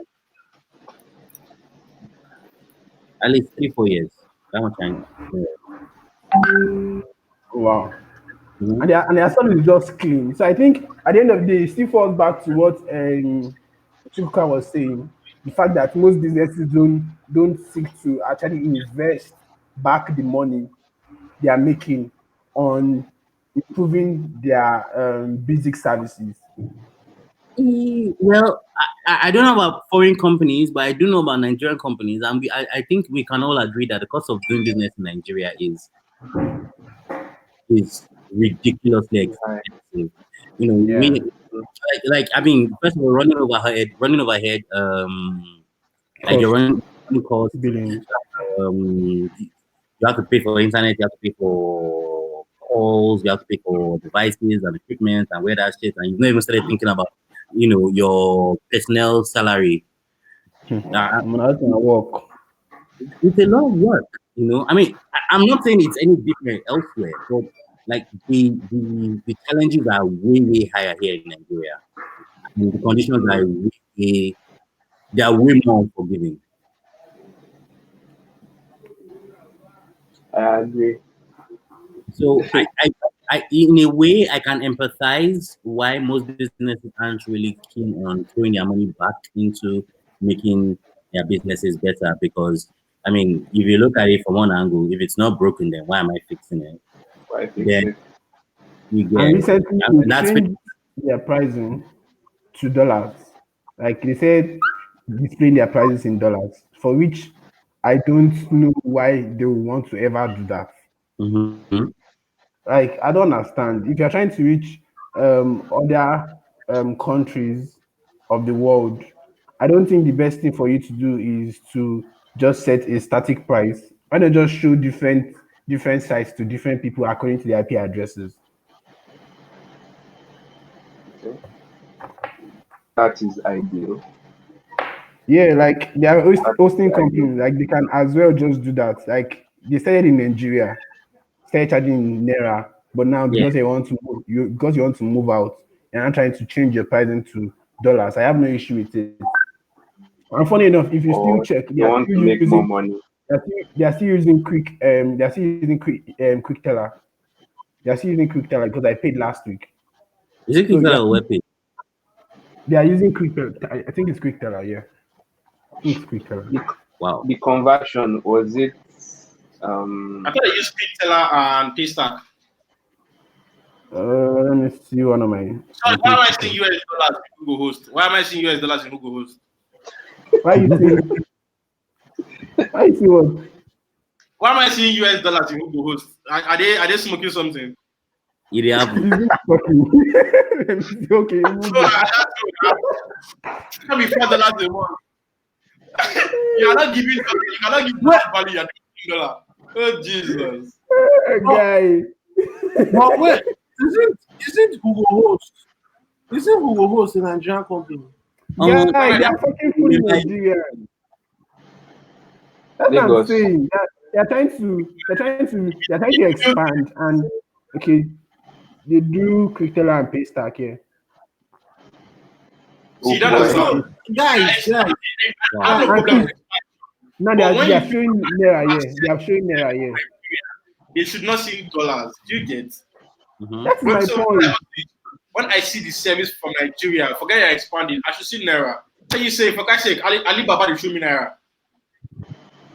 Yeah. Paystack. Calm down. I said PayPal. My PayPal actually showed me Naira. That's what I'm saying, that if they're going to do that, if they seek to expand, there's no issue with it, but they should at least show different prices according to your IP addresses. Simple. Like this is more difficult for them. They're a hosting company.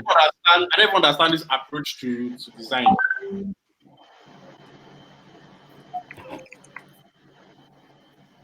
We don't think limits. Why should you? What a copy.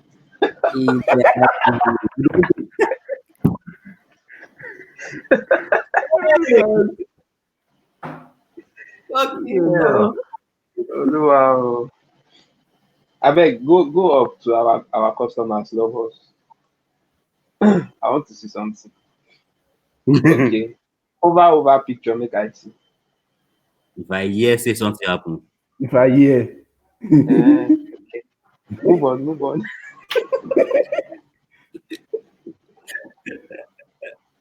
you guys are the damn goddamn Yeah, wait. worst. Man. I beg, go up small. Wait. You go up small. Wait. Stop. This Does on this different businesses same top class? Does it have a shadow? This one. I been at my eye. No, Yeah, you're right. the box on top. The box on top. No, there's no. You don't get shadow, Abby. Which box? This box. No. Now Guy, you just say guy, the background. No. Guy, this beans, madness. Move on.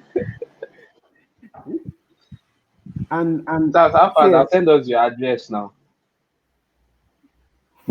All right, quarantine yourself. Oh.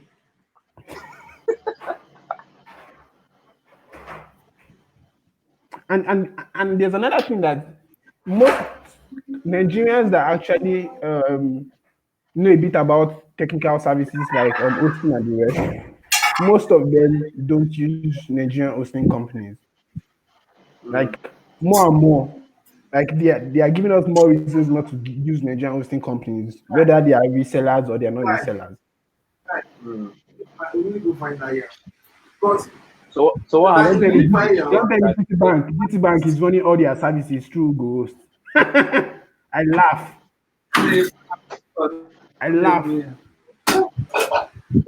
Guy, they need to sell markets now. Why you dey vex? Guy, it's not possible. You don't think that GTBank is relying on WhoGoHost for all their services? Maybe they just did one. They just did one graphic design for them, one small thing, and they just said one of our customers. They'll be fine, man. Have you seen their newsletter? Subscribe to our newsletter. Newsletter.com. So we have what do you call it, illustrations, right? Go up. They go. Friends business is same, blah blah blah. They go. Like go back to the top. Illustration, pictures, logos. Okay. So what happens when you click get started under we don't think limit?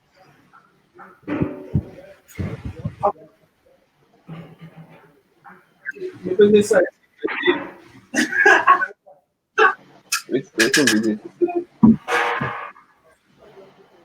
That's it. As in, I didn't even know that there was a get started button there. I actually just saw it like the last time you. Oh. Why would they still have? Do you know that what I think would be nice for us to do is to maybe write a UI and send these people to redo their. We just send them the link of this video after we finish live streaming it and just tell them that they should watch from 1 hour 40 minutes. Definitely. But knowing Nigeria, instead of them to thank you and actually work on maybe missing about some stuff. Eh? I said if they go find Shaiwa and go house, go beat him instead of to thank him for on the suggestions we don't give. Simon, people's your account. You say? If it's on your account, did I? Now Simon account they use Simon. No, not in my account now Simon account. Simon, that's what I'm doing. They think you're looking, man. Oh my God, they think go block all my domains. Make I go do backup. I might get backup.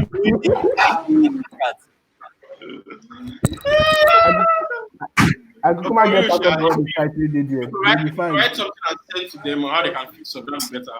That'd be really good. You can actually send them the link of the video. They're not gonna get that patience. They go vex for waiting Shegun talk. Simon, over these two buttons. Chat with us now and open tickets. Make I see. see she posting them. Okay. So which one now is more important? Both of them carry equal importance. If you have a case, how often do you talk to? How often do you chat with customer or report a ticket? You said? Bro, See that line? Our customers love us. Line. between chat with us now, and open a support ticket. Out of 5 times, which one do you use more? I never knew they use talk because I never see there. I never knew they were using a live chat. I mean, maybe she mute Are you child. serious? I never knew. Like I'm just seeing it for the first time. You didn't know what? Now look, ticket at the real meeting. Oh. And they mute my chat again.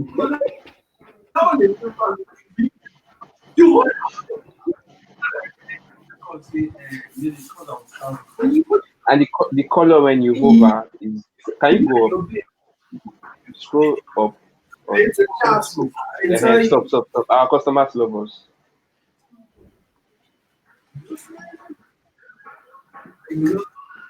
Our customers love us. Hover over the button, guys. The color is different. Yeah. With the other color down there.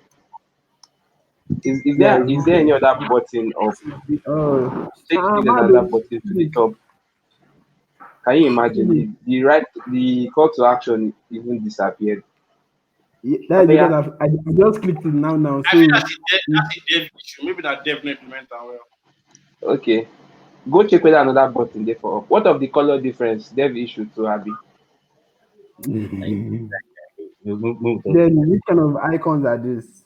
Like what were they trying to do with these icons? Which this looks like Yahoo Messenger icon. Draw icon. No, I think I have this feeling they kind of look like iOS icons, but they try to like have fun with it. If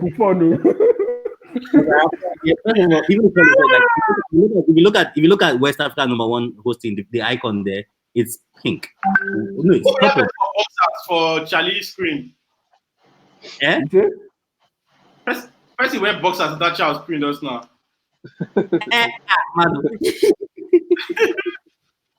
Yeah, the color is different. The color is different.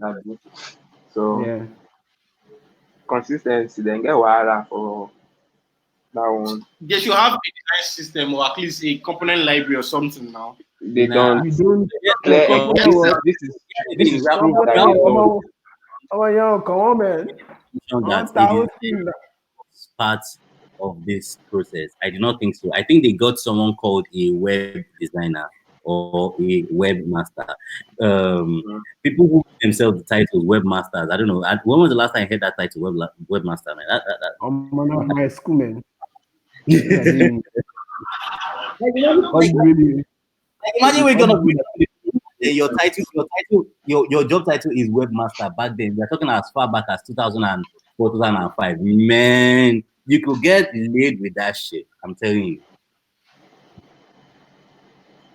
I have a problem with this where you are right now. Over the world. I have an issue too. Yeah. No, so this is click. This is me clicking actually, not over. Okay. Over does nothing.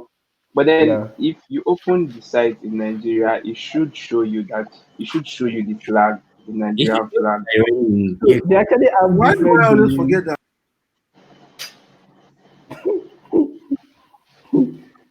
So if you look at the link, this is whogohost.ng, like at the bottom left is whogohost.co.ke, whogohost.com.gh.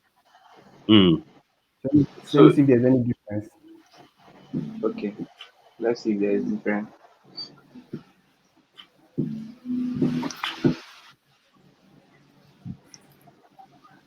Oh boy, this guy, see tabs where you open.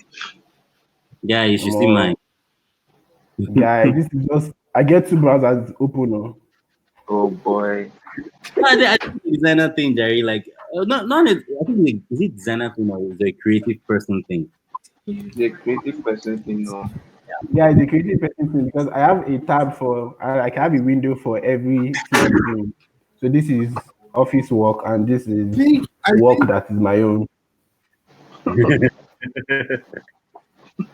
yeah, I kind of think like But there's no that thing where okay, I think this is interesting, but I mean I don't want to read it now. I'll come back to it. Oh, I think this is cool. I'll check this later. Yeah. Yeah. So that's why you have so many tabs. And one day, sometimes I just go through all the time and discover that I had no reason keeping them. Yeah. You know, Like after a while, you just discover that this is trash, Joe. You just close the old tab. And, sometimes I just intentionally close my Chrome without caring what tab is open. If I So I truly even need started it, I will. using, so I started using this browser called Brave. Brave is More than Chrome because I'm a guy. A laptop like Chrome usually takes like 6 to 8 gig, wow. and I run a 12 gig. I It's been a run a while. 12 gig, It's been a and while. it's I crazy. saw Oh shit, back. My laptop this hangs the other day because anymore. I was using Chrome. So the only difference is the amount. They, Sorry, they the added currency. no, don't do that now. They added They say don't do care. that. Don't do that now. Why would you forget this? This was very important to them. Okay, who go host cake? I didn't even see that. Do you think logos? I didn't even see that. I didn't even pay attention to that. I know where I am. So the only difference is they didn't even change the. I was thinking that they would change the Kini in their local language. Okay. Kenya. Wow, nothing. And this is Ghana. Okay. So they just changed the currency. But again, I still feel the point that like there was no need to, like they would have just showed you different things based on your IP address. Just like go Exactly. to eBay or Amazon and you change your IP and you use VPN. Mm-hmm. Miko.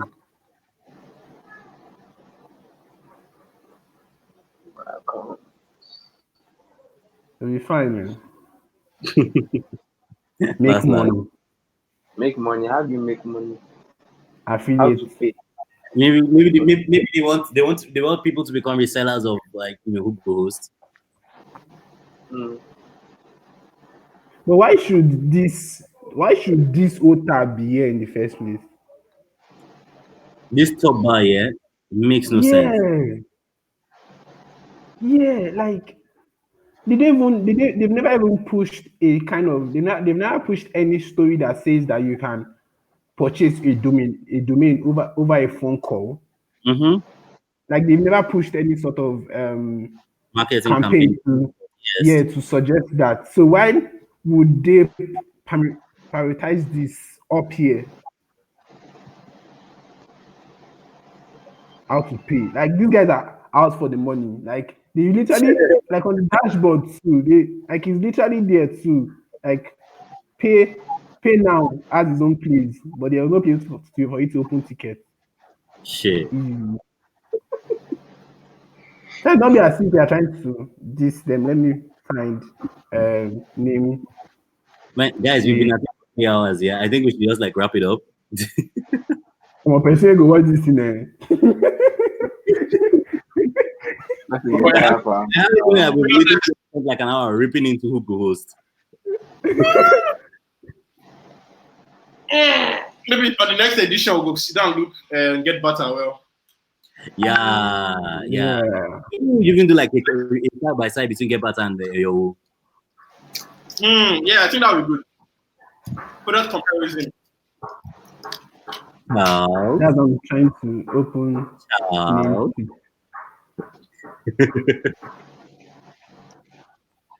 Okay. I don't understand. Video call is going well, but now internet is not like the page is not loading.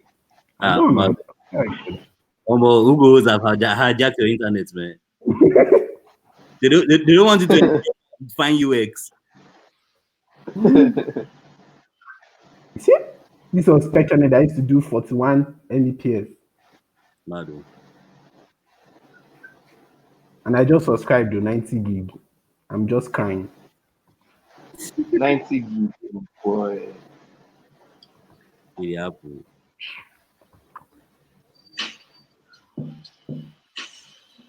Okay, it is. You feel it to load. Okay, good. I don't know why. I will be that.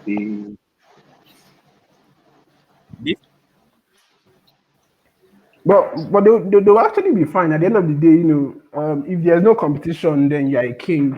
But when competition comes up, they'll know what's up. Eventually. Yeah.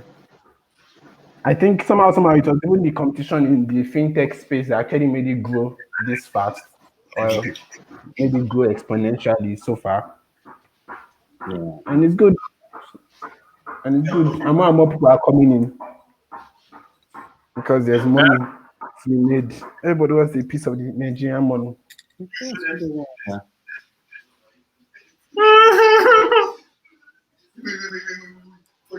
Well, like Namecheap is not opening.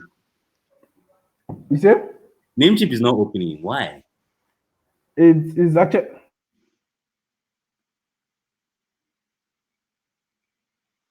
I think Simon has gone offline. And our network not good now. No, Shawan is here. All right. Kini. All right. I think it should be a wrap for today now. Let's do what do you think? This is like the best time for us to like stop. Thanks to everyone who was a part of this. Thanks for your time. Simon. My laptop battery died, man. Oh shit! Sorry, man. Simon, Media, Charles, and Shaiwan. Thanks to everyone who actually tuned in and watched the video and had a laugh and all that. It will never be R-rated.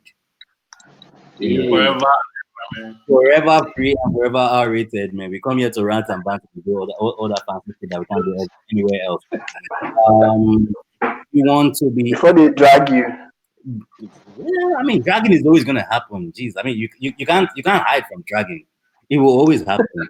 So the best thing you can do about dragging is do one or two things, and depends on where you are in your career as a designer. You can either put yourself and put up with your coat of armor and like whatnot. You wear like an Iron Man suit or something, and defend yourself from feedback. If you're a senior designer like most of us are, you just wear your glasses and walk around naked. I don't think I'm a senior designer now. So you're commissioning intern designer, intern. I don't think I'm a designer. Now Shaiwan, they teach me work. Shaiwan. Yeah, no, I don't think I'm a senior designer. Don't get me up, I beg. Shaiwan be our designer. Because design they might have to. I'll go check out. Set me up. You want to set me up?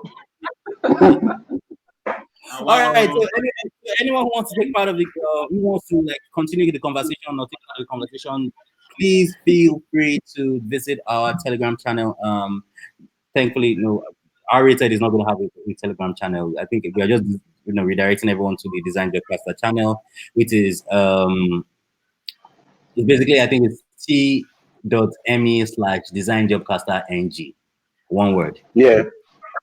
Let me just like put it up here. All right, now, Chairman. Let me put it. You can type that in the chat. Yeah. It's been a pleasure.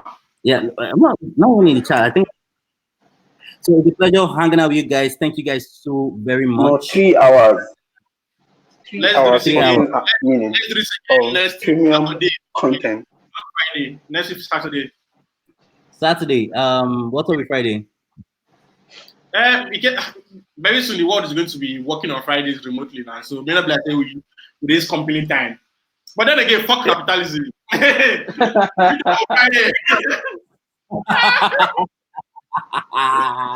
right, guys. I'm out, man. All right. Great one, man. Thank you guys for hanging out with us, and we will see you next week Friday. Peace. Peace out.